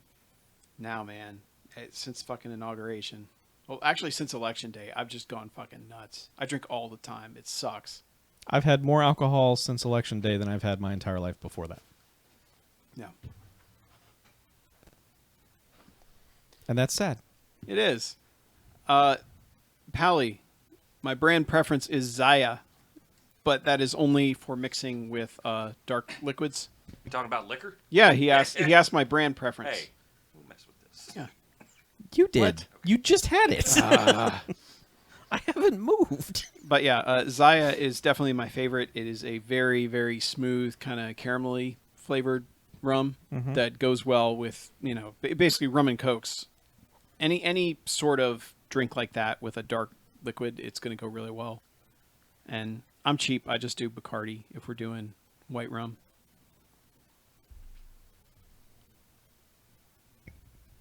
But Zaya, it's worth the money if you like rum and cokes, or rum and Dr. Pepper, or rum and root beer, or Yeah, Zaya's pretty good. Yeah. I know Pally didn't ask me, but I'm going to throw this in Yeah, there of because it's course. a delicious rum if you can get it. Yeah. It's more of a sipping rum though. It's called Rondelbarrilito. I'm really bad at rolling my R's, so whenever I think I can try, I stumble. Rum. Yes. But it's from Puerto Rico, and there's a Puerto 1 Rico. star, a 2 star. I'll let you roll all of my R's from now on. 1 star, a 2 I'll be star, rolling with my homies. 1 star, 2 star. You're supposed to be rolling. Oh, the R's. star. Yeah. Star. 3. Now I just sound like Eartha Kitt when I do that shit at the end. I can almost do it. But the 3 star is just a longer aged, so it's got more of those nice caramel and vanilla notes. And sometimes you can get it in like ABC liquor stores or whatever your equivalent is. But it's really good. I have a friend who's from Puerto Rico, and I have him bring me back some whenever he goes. Other than that, like, No, it's in the chat. okay. Pally, no. Other than that, I like, laugh. Whatever. I don't care. I liked it. for just straight ass rum and cokes, I'm a huge fan of just regular ass Captain Morgan. Yeah. It's a nice spiced rum. It puts all of those like nice vanilla-y flavors into Coke that I like to have with them. I used to drink rum and Coke with lime and rum and Coke vanilla all the fucking time. Yeah, that'd be So pretty good. Also Kraken if you're doing something crazy. Yeah, I've yet to try Kraken. It it's always felt gimmicky. Hey, what's cracking? rum. Oh, okay. Phil. It is a little bit gimmicky because it's very similar to Gosling's Black Seal, but it's a black rum, lots of spice to it. It's my preferred rum for a dark and stormy. Did I wake up in an alternate reality? Is there a white seal? Thank you. I'll be here all Out. week. Go, just fucking go. Yeah. I like we rum. like rum. Rum's good. And whatever, if it's white rum, just whatever the shittiest white rum that you have is fine. No. And also, 151 is just for assholes. Don't put that in your asshole. Seriously, you'll get Yeah, fucked up. yeah, you will. You're gonna You'll butt get chug alcohol some poisoning. 151. You will probably die. Do not put 151 in your asshole. That's a pro tip from me to you. 150, like, you can use 151 for like tiki drinks where you need an overproof rum, No. but I it's more of a gimmick than anything else. I don't, it's usually like the shit that people just enjoy lighting on fire, and Yeah. I mean, that's why they There call it a again. Waco. they're again like a tiki drink that you light on fire. Yeah. 151's perfect for it. Yeah. Yep. So that's been Rum Corner. Join us next week when we'll cover another alcohol type. Right. Just not whiskey, because we don't want to be here for 5 fucking hours. Trying to explain all the different whiskeys and barrel and bourbon Yeah. and scotch. Fuck it. It's all about the cask, man. So, should we do a second half? We have some correspondence I need to We be do. pulling up, that, don't I? There's a correspondence that's flagged, but it's the newest one, and we don't want to read someone's address on air. Is it in the voicemail? Oh, not a No, voicemail. he's- Oh. It's a He's talking to correspondence. Mackie. Yeah, I need to pull up voicemail. I don't need the paper emails. Yeah, Jade. You can just say, Hey guys. "Hey, No Quarters" or "Hey, BMFcast" Yeah. at the start of the voicemail. If it's an email, we sort them. The email sorts them. Yeah. The email. It's if you send it to wheremyskull@noquarters.net, it will go to the No Quarters address. But if you're just doing a voicemail, just say, "Hey, No Quarters." Yeah. and we'll save it for that. Hey, Doctor Who, you. Oh yeah, that one. Mm-hmm. No voicemails for that one yet. Not yet. No. Soon. Might get some after the next episode. Yes. I just realized we're recording that tomorrow, aren't we? We are. So I'm going to have done 3 podcasts in 24 hours. Fuck. Hey man. That's what you signed Sick up of my for. own fucking voice. Yeah, me too. Why are you playing? I didn't say play. I said download. Right. Son of a bitch. Whoa. Jimmy Stewart showed up here. Wow. Whoa. Thank you. Wanted. It's Catherine Hepburn. Who did this, fam? So you didn't even fucking download it. What the hell? The Hell. The hell? This is why friends hell? don't let friends use Edge and shit. Yeah, it just doesn't even give me a goddamn option. It says downloaded. Good. Yeah, it doesn't put it anywhere either. Check your downloads folder. Yeah, I bet it's in the Did download check folder. my downloads folder. Check your downloads folder. Yep. So okay, is still is not- Kraken cheap rum? No, Kraken is. I wouldn't say it's like premium priced, but it's just. Yeah, because generally speaking, I only get hangovers from just like cheap shit. You know? I don't get hangovers from cheap rum. Not anymore, at least. But yeah, I think it's got a lot of sugar in it, and that contributes to because it's it's very, very dark, and that comes from a lot of molasses. So I assume that's what gives me the bad hangovers.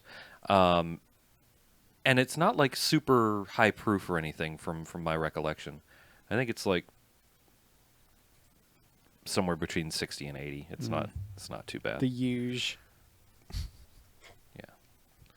It's a 94 proof, so it's a little bit, but not too bad. It's just, like 5 dark and stormies go down real easily, and then 4 more follow that. And then you wake up in the morning at 9 o'clock, and you're supposed to be at work an hour ago, and your head feels like it's fallen off and into a pool of lava. It's my type of day. Mm-hmm. Man, I love Saved by the Bell. That's a good song.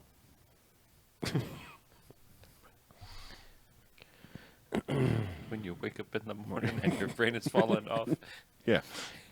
and it's rolled into a pool of lava. By the time I grab my badge and never mind.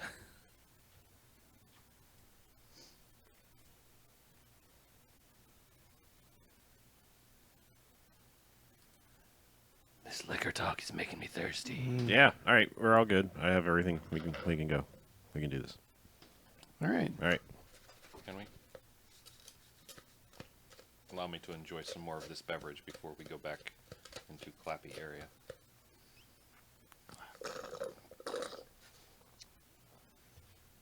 Sorry, thank you. All right. And welcome back. Hey, BMFcast. BMFcast. Second half number 2. Time for more halving. Yes. All right. So did anybody watch any movies besides me? I got one. Yeah. You should probably go first. Should I? Yeah. All right. Well, mine's sort of a recap. It's a movie I've talked about before, but it's a movie I rewatched because I'm going to go see another movie tomorrow. Oh. I rewatched Prometheus. Oh. Oh, yeah? After learning that Alien Covenant is much more of a direct Direct sequel, sequel. apparently. Yeah. So I was like, all right, I need to see Prometheus again just to see if I catch everything. Mm-hmm. I will say this. For me, time has been kind to Prometheus. Well, you were never as down on it as the rest I of us wasn't. were. And, like, okay, so I still completely have the problem with Mutt and Jeff, the scientists, and I should use air quotes, scientists, Yeah. because fuck those guys, and it's just stupid what they do and how they go out and everything else about them. Yeah. I mean, there's just no, like that whole thing is dumb. But Yeah, like, there's a lot of just dumb movie behavior. yeah, but like honestly, other than that, I feel like that moment was so dumb that like it made you start looking at everything else too harshly. Because for me, most of the rest of the movie works. I mean, I'm not saying it's perfect, but it makes sense. And I realized, I mean, I think it's something I've always known, but like I feel like they were so in your face about it, and how like Noomi Rapace is like so much. Like when you first watch the original Alien, you don't know that Sigourney Weaver's the main character. That's kind of the brilliant thing about it, and that's what it really plays with the movie. You know, unless you're watching it now for the first time. Oh, yeah, of course. But like you don't know that because like every character is given just enough time that you're like, any one of these people could survive, could do whatever. You know, you just don't know. Well, they definitely set it up for like Dallas to be. Correct. Sure, yeah. Like, he's the dude. Right. Like, everyone Of course, when yeah. everything goes south, everyone's like, "Dude, what do we do? Tell Yeah, us." You're the captain, dude. Yeah. Yeah, and you're a dude. But yeah, so I mean, like, so this one, like, you know, obviously it's standing on the shoulders of that giant, you know, in many different ways. But like, I feel like they're so fast and furious, and you know from the beginning that Noomi Rapace is the lead character of this movie. Yeah. And then like when they start putting her through the paces of like survival, it's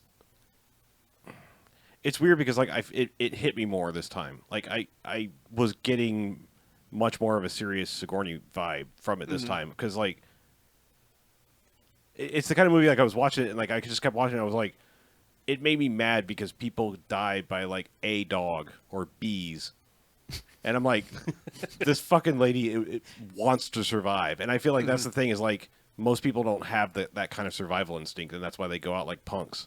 You know, I'm like, if you die by a dog, you don't have a real strong will to live. Like, a dog, no. Pack of dogs, sure.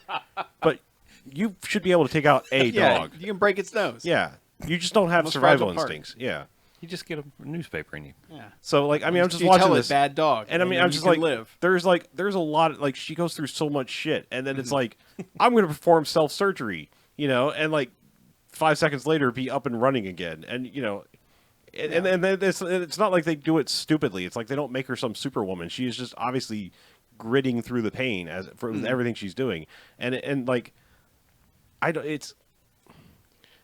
guess you could almost like classify it as like almost torture porn, but that's like not my enjoyment of it. It was just like, fuck yeah, she's awesome. Like she wants to live, and like I want her to live because she wants to live so much. And like I think that's like that part resonated harder than all the other nitpicky things I could possibly have about the movie, because like there's still Lost-esque dumb things like, well, why would you do this if you're going to do this and you know this, you know, like you can still pick it apart that way, but the one that's just in your face is just the dumb scientist. I mean, like seriously, that fucker just looking at a goddamn space cobra and going, hey, look here, look like here, look We're at Pokey Pokey. friends. Like Hood comes out and like, oh, what I do? You want to? You look like you want to play.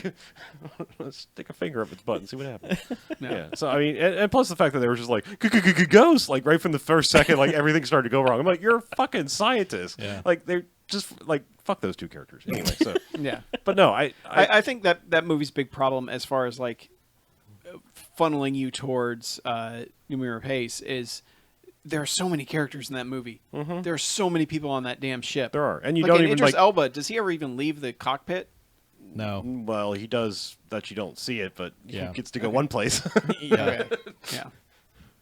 Yeah. Yeah. But yeah, no. He But seems it's just- superfluous to that. No, he whole- actually but he it's goes just- outside and helps. Yeah. That's yeah, right. he- Yeah, but I And he mean, goes it's to like- the room too. Yeah. But the problem is when you have a movie with so many characters, you don't have the time to explore them all. You know, like Alien there's will dude- always there's- work so well because there's 7 characters. Yeah, there's and that's there's, it. there's dudes in the cargo bay that like never even get a line. Yeah. Like Yeah. I mean, there's like you've come to find out there's like a whole goddamn team on this, like, and that there's like apparently servant people for a character later that you don't know about. But Yeah. I'm just saying, like, it's like there's a lot of people on the ship, and like there was only maybe 20 sitting in the briefing room in the beginning, but there's Yeah, that's the only thing that really worries me about Covenant is like knowing that it's the ship full of people.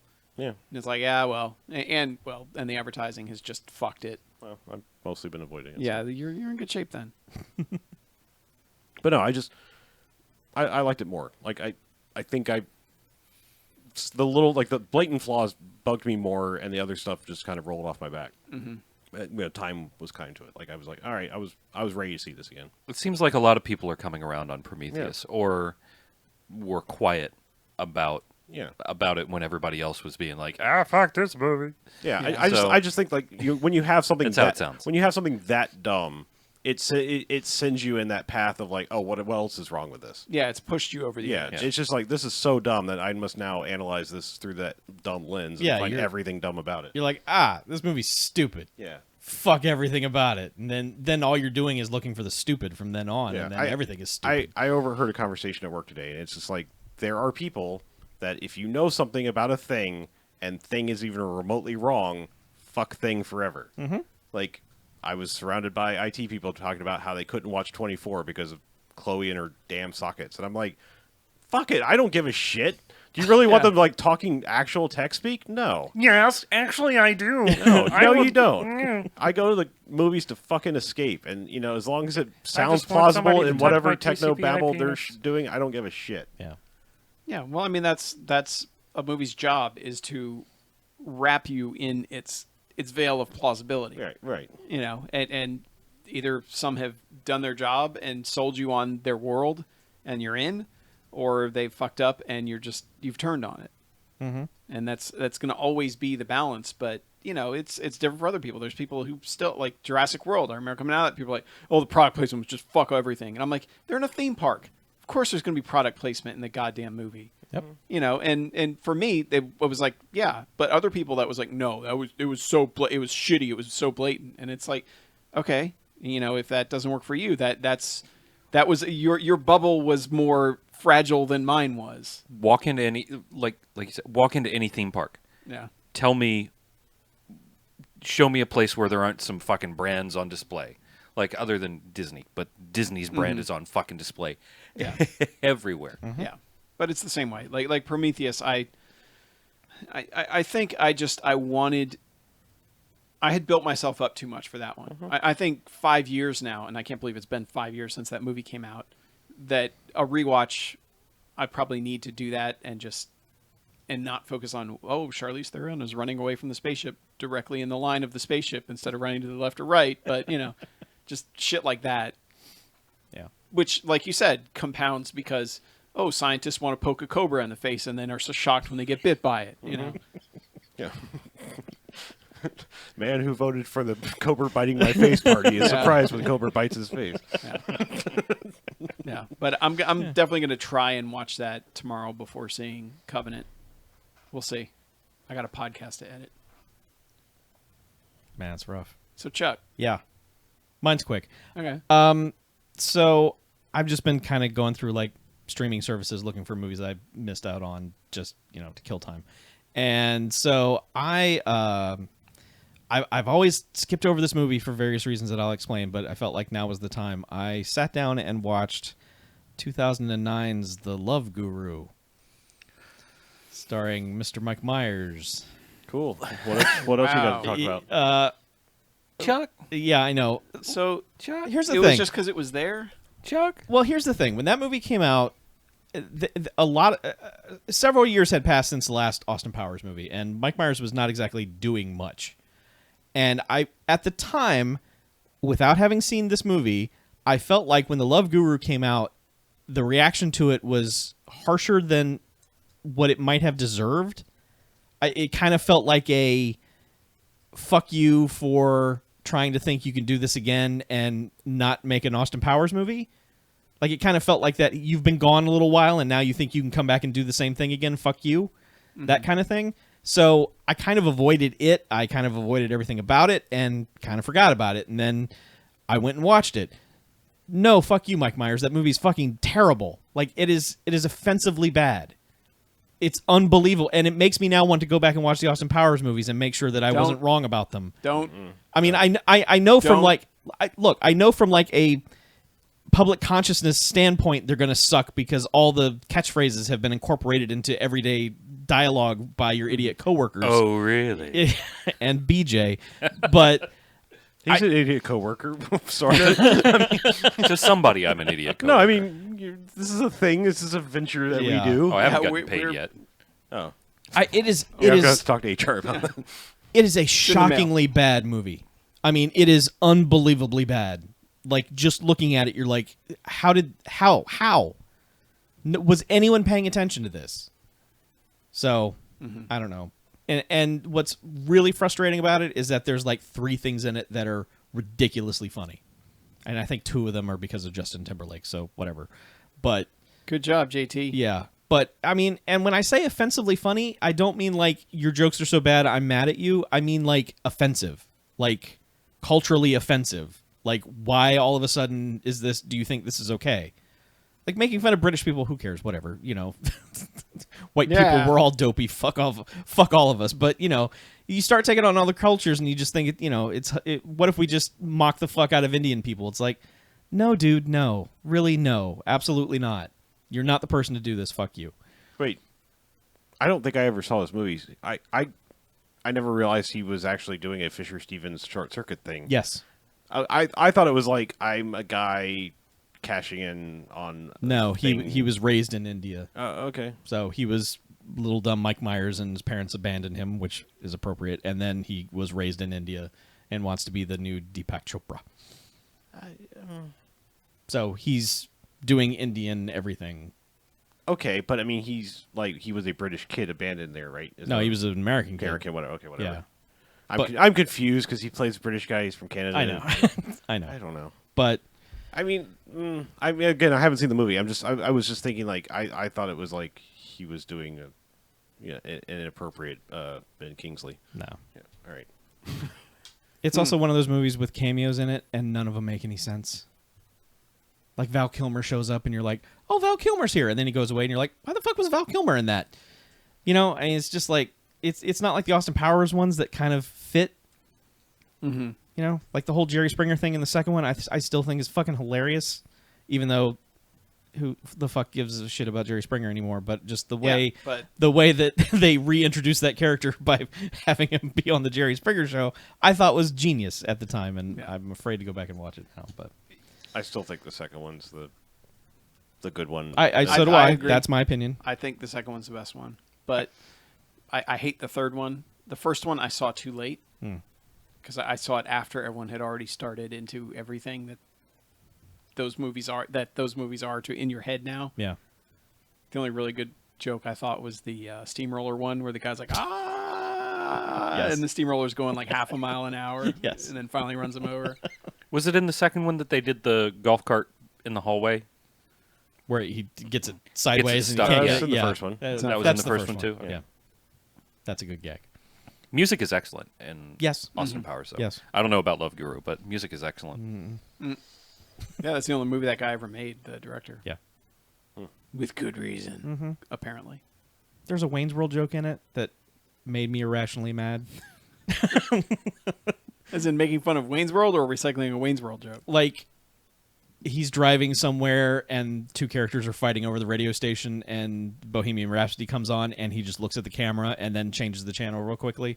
It's like, God. Yeah. It's bad. It really is. They were right. Everyone was right. I will tell you right now, like, do not go back and watch anything you like now.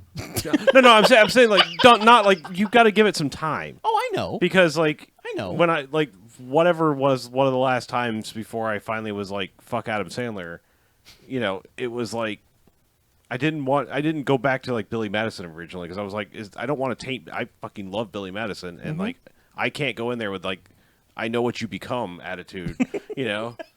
Well, no, I wouldn't. It's not that I would go back and look at Austin Powers like that. Like, I know, look but what well, it's the opposite of like rose-colored glasses. You're looking at it with like, you know, red-tinged anger. And you're like, I know what you did later, and fuck. I think maybe it's more of a wokeness. Like, I found jokes in this movie to be offensive, and I'm wondering how that works. Yeah, if the culture has changed enough in 9 years. Because I was a different person when those movies came I out. mean, there's stuff we said in the first few episodes that were like, there's probably... problematic. We probably should have said that better. Yes. You know, we know what we meant. We never meant to belittle anyone or do anything like Right. that, but the way we phrased it was probably not the best. Yes. Right. That's what I'm wondering about if watching this movie and this movie's humor is the exact same, and I'm just looking at it through a different perspective. That's what I'm curious about. It's not like I want to go back and have an agenda or anything like that. It's just like I need to know if it's equally as offensive. So, anyway, that's what I watched. Okay. That's all I want to talk about. All right. So that's not going to be an episode, huh? Oh, no, no. Probably a good idea. Yeah. All right. Yeah, unless you want Ford Fairlane levels of fun. Nah. Yeah. Nah. Yeah. Oh man, who doesn't? Yeah, that's... Yeah. Right. All right. So you guys, you want some voicemails, some emails, et cetera, et cetera? I do. I do. Let's start with a voicemail. Okay. Nice, Chuck. We're in sync. When two become one. There you go. What's up, BMFcasters? It's Pally. It's been a while since I've called in. I figure I might as well. So a couple things. One, last week you guys were talking about the weird things that you picked up from popular culture and everything, you know, like movie quotes and everything. And you guys mentioned the whole Bill Hader parents Al Pacino joke. And that, from like some obscure podcast that you guys watched. And, that reminded me, there are two celebrity names that have been completely ruined for me because of podcasts. One, I can no longer hear the name, Kiefer Sutherland, without immediately repeating it in my head. Keep it Sutherland, because of some outtake from some podcast that I used to listen to, and because I'm a fan of Kevin Smith's Hollywood Babylon, the name Lindsay Lohan will forever be Lindsay Lohan. I don't know, just something I need to mention there. As for a recommendation, I don't have my notes on me because I fucking, typed them up on my computer and left them there. But there's a movie that I've been meaning to call in for you guys for a while now, and it is a movie called High Voltage, starring one pre-Republican freakout, Antonio Zapata Jr.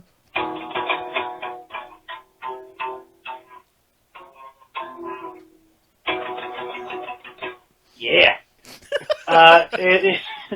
It's a off-the-walls heist movie that takes place in, the middle of the desert, and there's just a bunch of crazy shit that goes on.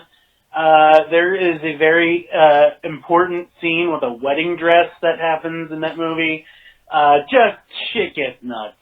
Slow motion jumping over tables. Antonio Zapata Jr. taking himself way too seriously. It's fucking great. Go and watch it. Other than that, I don't really have anything much else to say except, rock on. Rock on. This is Tally out, sent from my really, really out of tune Ibanez Artcore guitar, which I really probably should dust off a little bit more often. Tally out. Thanks, Pally.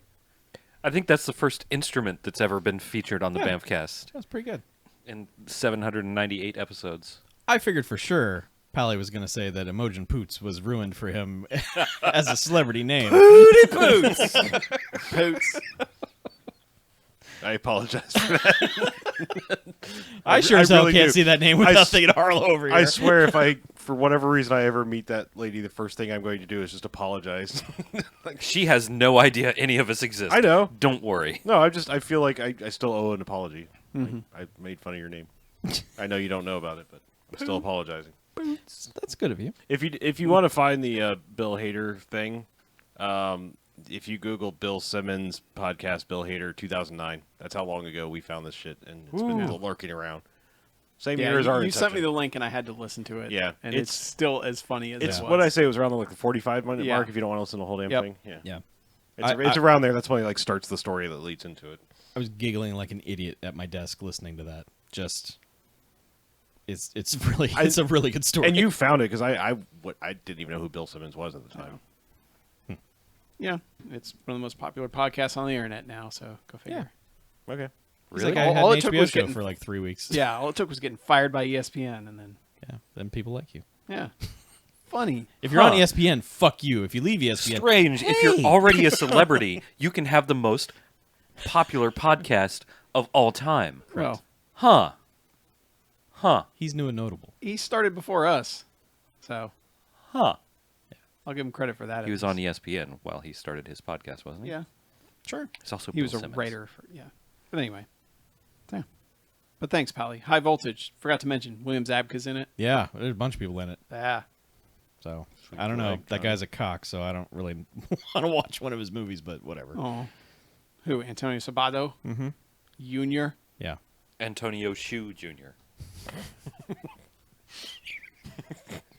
Oh, Shu June. It's June. Tony Oh. Booty. Oh, we're doing Shoe Tony June? Booties. Tony Boot. Tony Booties. Tony Boots. That's a Sabato Jr. It's a booty. Tony Yeah. Booty. All right. He's related to Mojan Poots. Right. Yeah, mm-hmm.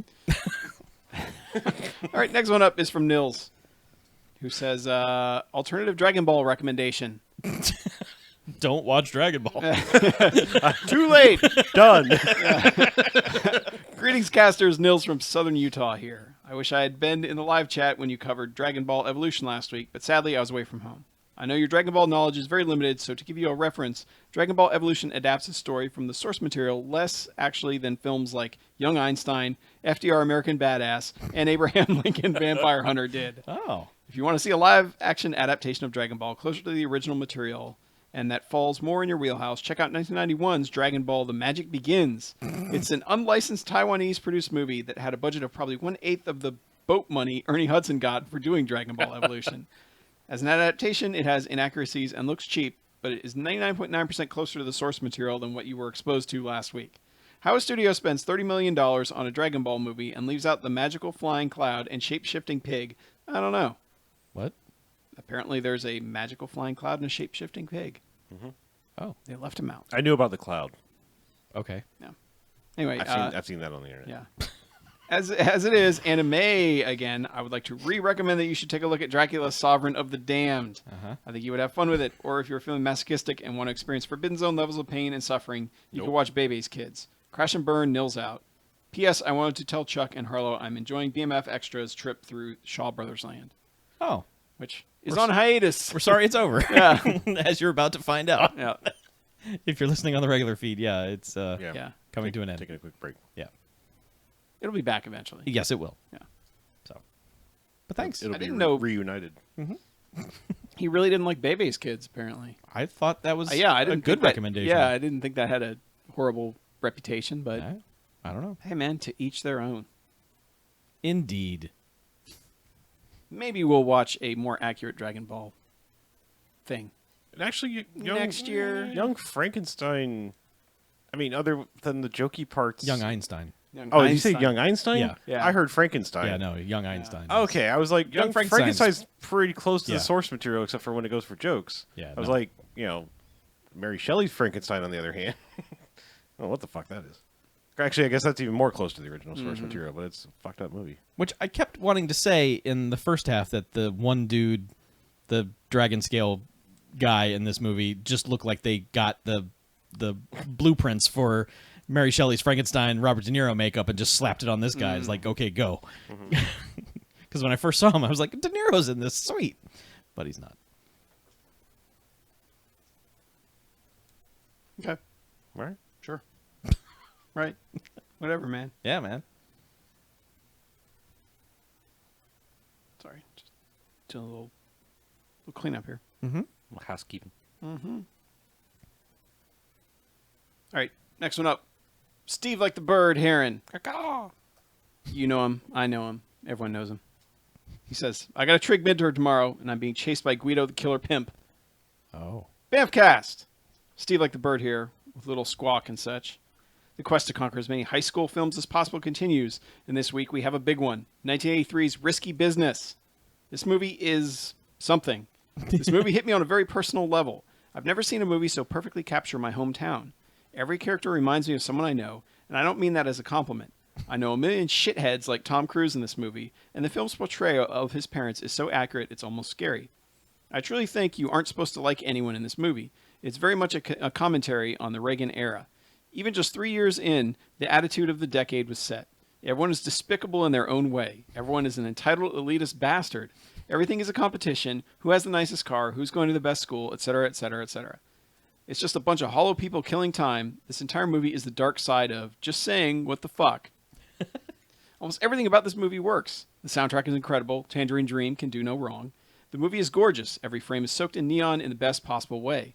Apparently 3 different cinematographers worked on the movie. Director Paul Brickman just kept firing them. You'd never be able to tell, though. The dialogue is sharp. All the performances are good. Joey Pants shines, in particular for me. His final scene is fantastic. The ending is weak. I've watched Brickman's preferred ending on the Blu-ray, and without giving anything away, I'd have to agree with him. It fits the film much better. All in all, Risky Business is dynamite. It works as a drama just as well as it works as a satire. But I fucking hate it. I just want to crawl into my TV and punch everyone on screen. I can't get over how much it reminds me of my hometown and the exact reasons I'm leaving. BMFcast, has there ever been a movie you know is good, maybe even great, but can't stand for oddly personal reasons? Crash and Burn, Steve like the bird out, sent via my Apple Lisa. Ooh. Yeah. Let's start with Risky Business. Okay. Yeah. I haven't seen it in forever. Yeah, it's been a while. long time Probably for me. 10 years since I've seen it, so. But it is interesting, like, that so much of the stuff from the 80s that at the time we were all like, man, yeah, it would be awesome to be Tom Cruise in that movie, you know? And then it's like, you watch it now and you're like, man, he's kind of a shitbird. You know, and it feels like every 80s movie, like Animal House, watching Animal House, I'm like, fuck these guys. Yeah. These guys are assholes. Man, time in that movie, I hate the people that are supposed to be heroes of that movie so much now. Yeah. I've been finding that in some things lately of just like... Well, it seems to be comedies. Yeah. Like comedies, I don't know if comedy shifted somehow, but, you know, thinking about like Fletch, where there's a lot of just like, man, Fletch is kind of just an asshole to everybody who's good to him. He is.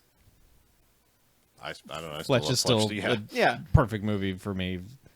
Probably Chevy Chase's best movie. But I can see it. Mm-hmm. The 80s was all about just being an asshole. That was the 80s. That was the mentality. It was just you're free and clear to be an asshole. Whether you're on top or not. You're either fighting the man and you're an asshole, or you're the man and you're an asshole. Yeah. Well, I mean, it's like just honing in on the whole 80s thing. I mean, Wall Street is really great, and Gordon Gekko is a really compelling character, but it's also like so many people have taken the complete wrong fucking message from that movie. Yeah. And just, like, I knew dudes in college, all business majors are like, man, Gordon fucking Gekko, am I right? And I'm like, no, you're totally wrong. You're an asshole. Yeah. Like, greed is bad. Like, you're a shitty person if you think that this guy is like some model to be honed after. But I mean, But I can also say that movie's awesome. Like, that is a really terrific movie. But, you know, fuck the message that people didn't get right from it. You know, in a lot of the same ways Fight Club is. Where it's like, fuck you for not getting it. Glenn Ross. Every Oh, God. Yep. every like high energy salesperson's like, hey, you ever seen Glenn Ross? Yeah. You know that Alec Baldwin scene? That's the shit, man. Let's watch that. I'm Yeah. gonna show it to you. I'm the cool sales dude. I'm I gonna show will it to say- you. That dude's the fucking shit. Coffee's for closers. Second place is Steak Knives. Third place is You're Fired is so fucking good, though. I mean, that's really well written. yeah, I like, know. But you don't need to aspire to be fucking Alec Baldwin and Glenn Ross, because you are a mega piece of shit. Yeah. If you're that guy. I think like the Wall Street thing is just people saying, well, the downfall won't happen to me. I'm smart. You know, that's everything. That's like when people watch drug movies and then they go do drugs. It's like, didn't you just watch Trainspotting? What's wrong with you? I think the funniest thing is like we're now at a point where we have people growing up and looking to Boiler Room Oh God. as an example where they talk about watching Glenn Ross yeah. and Wall Street as things, and it's like we're now we're an entire Yeah. reference level removed from the original source material. Yes. But to me, it's funny because like the first thing I always think of is The Sopranos when they'd sit around and watch Goodfellas and The Godfather and have the discussion about which one's better, and it's like you don't fucking get it. Like Yeah. these are trying to tell you not to do these things. Yeah. Like It's like they're not instruction You manuals, understand guys. the word cautionary tale. Yeah. But fuck you, that's my name is also another, like, they're two perfect lines from Glenn, I can't words, but from that movie. Right. Don't emulate them, kids. No. Don't be Gordon Gekko. You can be Patrick Bateman if you want, I guess. No. Well, that guy really didn't do anything. That movie's all That's a true. dream. So Is it? I believe it is. Is it? I think it is. That's like just your opinion, man. It is pretty much my opinion. I don't really know. But like, as far as movies where knowing they're good but not liking them on a personal for a personal reason, I could probably think of examples. Nothing's coming to me right now. I've Because got like, one if that jumped out right at the beginning as soon as this came up, and I think he'd probably agree with me. I can recognize that it's probably a good movie. I kind of fucking hate it and never want to see it again, and that's The Master. yeah, okay, Yeah. fine, yeah, perfect. I agree with I you mean, on that. like I can recognize that maybe this is a masterpiece, and based on his other filmography, sure, probably. Yeah. But fuck if I ever want to see that again. Yeah. Oh, I have plenty of movies that I watch and go, that's a fantastic movie. I never want to see it again. I mean, I kind of would take back watching it originally and just be like, yeah, that's probably good. No, I mean, seriously, like I just did not enjoy any of it. It just Yeah. feels like a movie that I'm too lazy to unpack. right. Yeah. Yeah. And it makes me feel bad about myself. Yeah. That I'm too lazy to unpack it and figure it out. But it's like, Whereas something like 2001, I could watch dozens of times and find something new and like think about shit in that But you've been doing that and for a be while. challenged. I mean, if I think know? if you were to present me with like a lot of Bergman movies now, I'd be like, "Fuck this shit." Yeah. Like I don't want to read into what this means, but like at the time, it was like, "Yeah, this is cool." Symbology and shit. Yeah. Yeah. Any movie with Zach Braff in it, I don't care how good they are.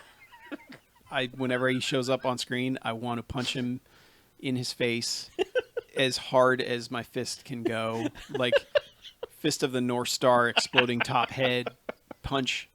It's such a shame him. that you can't enjoy Scrubs. Like there's so much good stuff in Scrub's Scrubs. so good. It's not all good, but there's some great in it.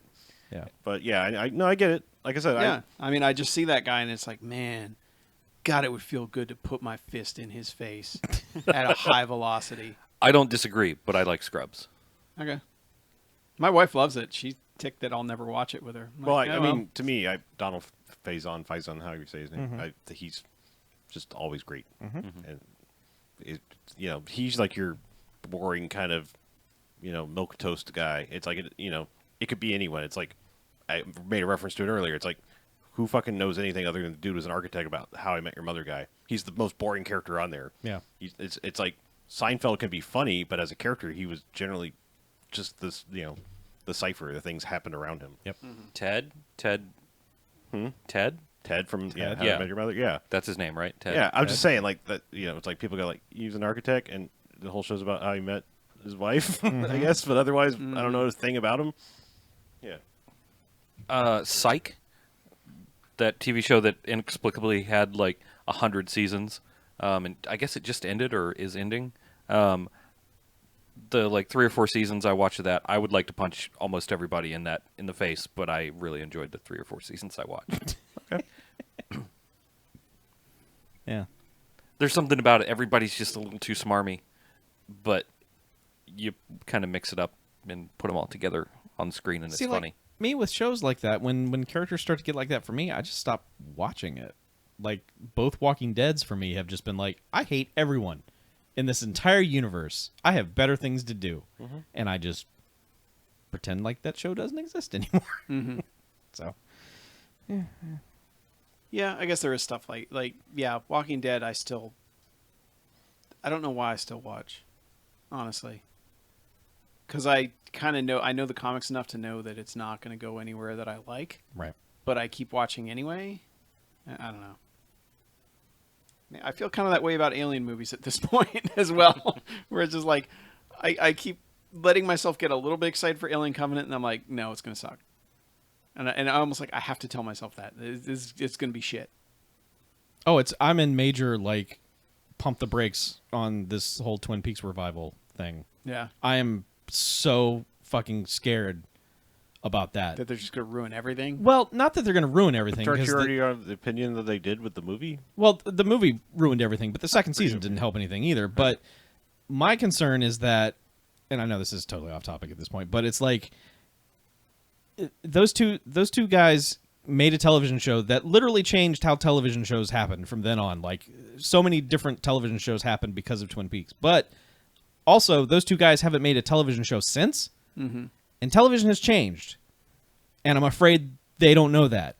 Yeah. And I'm afraid no one had the balls to tell them that. And I'm afraid this is going to be self-indulgent nonsense. So I'm fucking terrified. So I like all this hype that's been happening the last couple weeks about Twin Peaks. I've just been like, man, I don't know. I'll watch those first 4 episodes because they're all landing on the same day. But so yeah, it you have to do that these days because we're in the world of just like that thing you like. Here it is again. More of it, and you're like, you There's know, more Arrested Development coming out. I and know. I'm like, oh, And I it- don't know. and I'm like, there were some good jokes in season 4, but that season was kind of shit. It didn't help that no one was in the same room at the same time, and that really bothered me. So, I mean, really, the most egregious thing was like Henry Winkler wasn't even in the same state, and they green screened him into a scene, and I'm just like, this is the worst. This is the absolute worst. I don't know. You have to be on your Yeah. guard all the time. Wasn't that when Netflix was sort of in its infancy of producing reviving television? things. Yeah, Yeah. it was only like the 4th or 5th show. Yeah. Now they release a new show every 6 hours, and it's like, Yeah.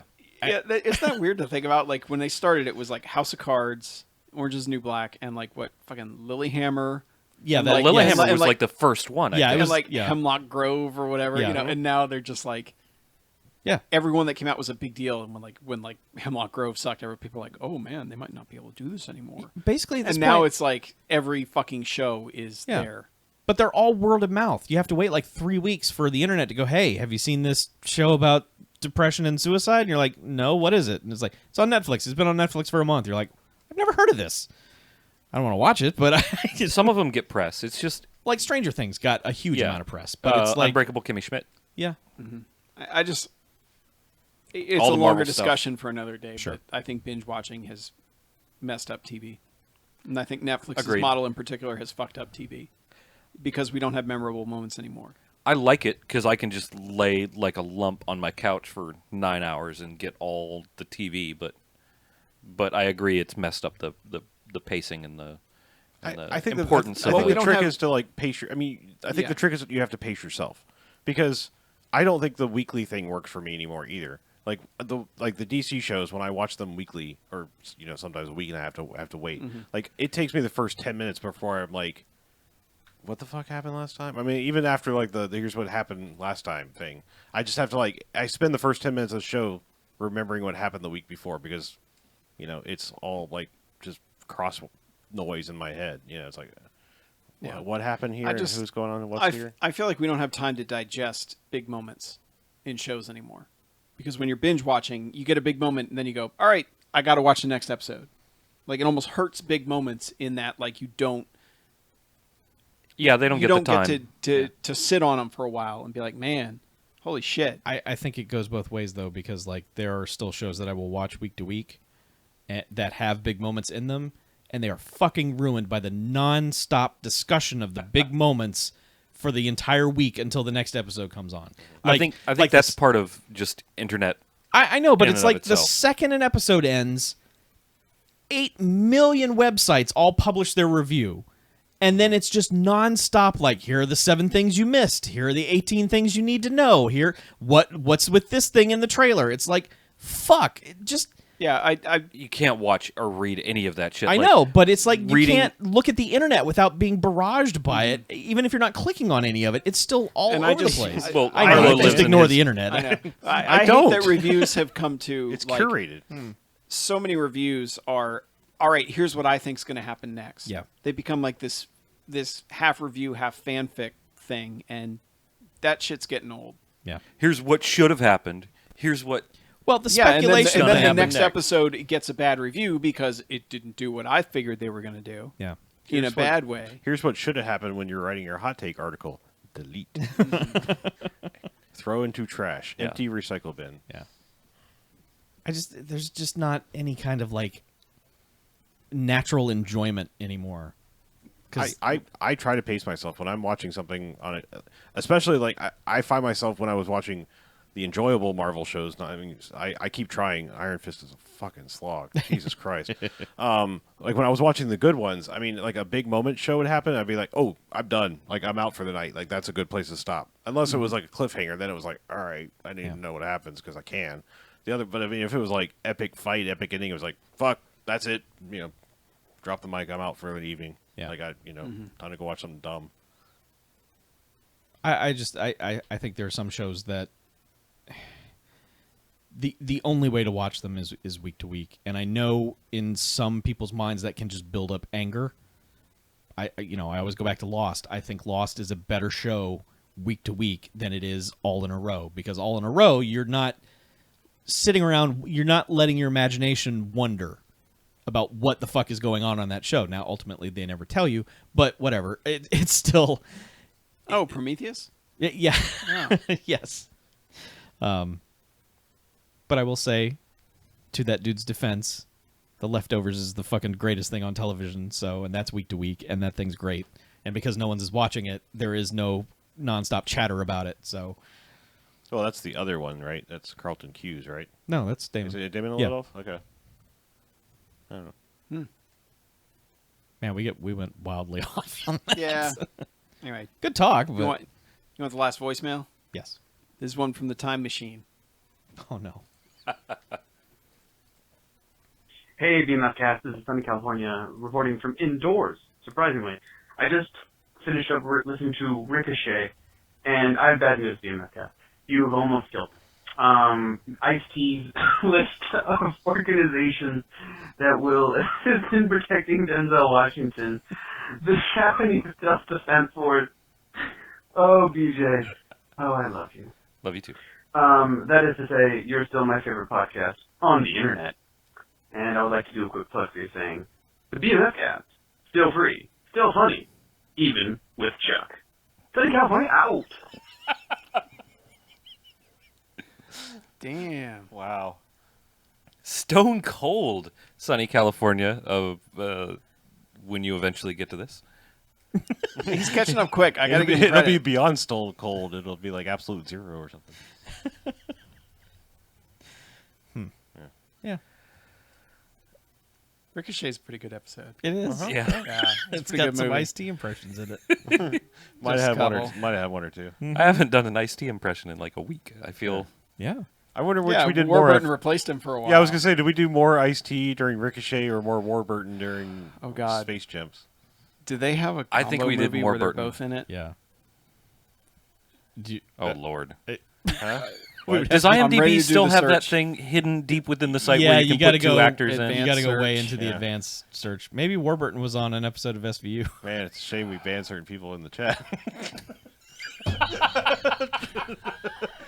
Sorry, fuck it. I don't care. I said it. Oh, shit. Wow. I looked at the participants list a while ago, and yeah, not there. Everything's still good? I think it's gone. Okay. It's gone. Well, whatever. So, All right. So yeah, thanks, Sonny. When you hear this in 4 months, In 2048. yeah, I don't know at the rate. he's catching Yeah, up. I was gonna- Ricochet that's- was only a couple months ago. Either he binge listened, Yeah. which we just said don't do. Is he doing a cross country trip or something? Possibly, We don't know yeah. how he's or he catching just up, said but- like, you know what, just some. or he's got to putting us go. on 3 times speed and Ooh. just We cranking him out. love you too. I'm I sad know to it doesn't report- actually do that to your voice, but sad to report those two have not worked together. that's too bad. Ah, Bo. Should get iced tea in here. Yeah. Call it the Space Champ. Why do they call it Space Chimp? I don't understand, T. Anyway, Kids are taking metal capsules and put them in the mouth, shooting them up into space. Call it a Space Champ. How does that even get you high? It's a capsule. A capsule. Yeah. so you want to give us some contact information there? Yes. Please, please do. I was trying really hard not to Warburton out there for Yeah. a second. It takes focus. It does. BMFcast.com. You can email L's and S's this week. I don't know what the deal is. I've been having trouble with them. BMFcast.com is the website. You can email us directly at bmf@bmfcast.com. You can give us a call, leave us a voicemail like Sunny California. Dial 910-5JOCKS-BMF or 910-556-9263. And don't forget to check out our Patreon at patreon.com/BMFcast, and that is where you can give us money, and we give you sweet, hot podcasting in return. Yeah. And lots of it. Boy, is there a lot of it. Man, do we have any like bonus impressions that we could put out there so they could buy Warburton?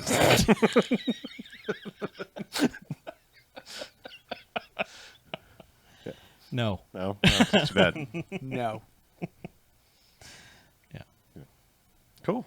Well, let's get out of here, shall we? Let's. All right. I'm Harlow. I'm Mackie. I'm BJ. I'm Chuck. And this is BMFcast out. Bye, motherfucker. Yeah, show's Oh, show's about to start. What? you forgot to pimp Atlanta. Weren't we going to do that each week? We were. Oh, did we Do you want to do it and insert it? I will. Okay. Yes. Yeah. forget to do the Easy. What? Oh, I wasn't really paying attention. I just. Did we forget to do the correspondence thing also? To pick it or to voice it? Any Are of you it. doing it on the show? We didn't mention it on the show, but we can. We're not going to pick it on the show, Oh, okay. but we can mention that it's happening. I didn't know when that was going to start. So, It started last week. okay. So, Evan won. Pretty much by default. Cool. Well, before we go, 2 quick things. Okay. One of them about contact information. We're starting a new thing because we've got this surplus of discs. Now that we got all this sweet Patreon money, we're just floating in discs. right. So, Man, so much dicks. Yeah. so It's everywhere. what we decided We to like do. to call it "Get Off Our Discs." Yes. So what we're going to do, just every week after the show ends, we're going to pick a correspondence of the week, which is basically whatever resulted in the best conversation. So each week we'll pick a winner, and then you'll get sent a list of all the things we got. You get to pick one, and we'll send it out to you. So be good. Send in, call in, Facebook tweet us something good that we're going to talk about, and you might win a thing. Yeah. Um, Please help us. We're Scrooge McDucking and discs. yeah, over boy, here. we're it's up to our knees. It's bad. Also, want to pimp our trip to Atlanta, Georgia, coming up June 9th through 11th. Hot Atlanta. Yes. Oh wait, we're going to be there on 6/9. Nice. Nice. Yes, by design. Anyway, all 4 of us are going to be there. We're going to the Southern Fried Game Room Expo, which is just a big old arcade in a hotel that you can go in and you pay at the door and you play a bunch of games.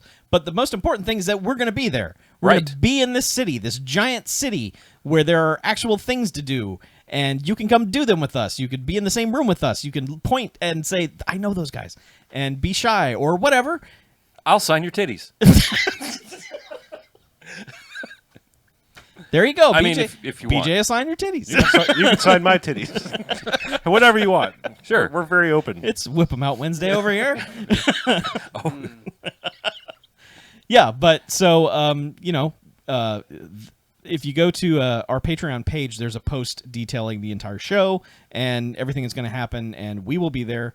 And That page is Yeah. public, so you can see Yeah, it you without don't have being to be a patron. donor. You'll yeah, be able to no, see it. that's one of the public pages. It's got all the information, links, all the things you need to know. So Yeah, I mean, schedule's still subject to float around a little bit. We usually Saturday evening try to escape with it from there, so yeah. we will try to keep you a little more in the know when we get Yeah. closer to the event. So, like, if you're like, I don't care about games, but it'd be cool to, whatever, get a drink or whatever. Yep. We could probably arrange that. We will be finding a way to Imbibe some alcohol. Yeah, outside of and our to business. like if you're in Atlanta, hit us up, let us know, Yeah. and we'll do our best to say hi. And there's so much stuff at this show besides games. There's wrestling, there's concerts, Right, I forgot about the wrestling. there's a film festival. There's all kinds of things going on at this thing. So follow the link. It's got a link to the Southern Fried Game Room Expo webpage. All the details are there. Check it out. And the most important thing is that we're there, and you should be there too. They had a big tabletop gaming thing last year. Yeah, and, absolutely. like, almost nobody took part in it. It was weird. Yeah. But I think that'll be bigger this year. I think Okay. people know it's coming. So Good. yeah. and people know we're coming. Yes, they do now. We can LARP on a tabletop. Maybe not. And cut, print. That's when we say, let's get out of here, shall we? All right. We shall. That works. I'm Let's Jack. get out of here, shall we? And we shall. Ah. Wah, Luigi number 1. wah. What? Waluigi number 1. Patrick Warleigi. Waluigi number Waluigi 1. Number 1. one. It's me, with a bullet. Ice-T-O. My name's Ice-T Mario. All right. Sorry, but your princess is another castle. Princess. Princess. So I think we've already got a conflict of plans What? because I know we were like we should go to Nerd Bar on Friday. I think the wrestling Wrestling is is also Friday. Friday. But good news is last year it was short as shit. Yeah, it was like maybe an hour. Yeah. So it was over by like 9. But it was Okay. pretty good. Like they like Yeah, I've seen that's I've what seen, you said. I've Yeah. seen other local shit where it was like, yeah, okay. And this was like throw people on the floor and shit. It was like, oh, okay. There were good shenanigans too. Like there was good outside of the ring shenanigans going on. So it was a good time. And then they broke kayfabe by walking around the show together. Good guys and the heels and the faces playing games together. Indie wrestling these days.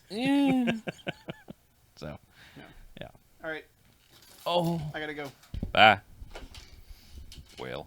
Peace out, yo. Well, later. Have a good evening. Good night, live too. stream. Hey, thanks. Good night, everyone. We'll God see bless you. us all. We'll see you tomorrow for another podcast. Oh, fuck. Yeah. I'll say it. Okay. A goose on every table. I don't know.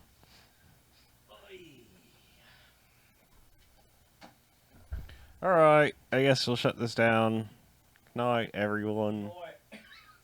Good night, you princes of Maine. Thanks everybody Kings on the of New stream who England. didn't spoil things. Yeah, thanks for not spoiling any week old movies out there, live stream. And don't forget, we have powers now.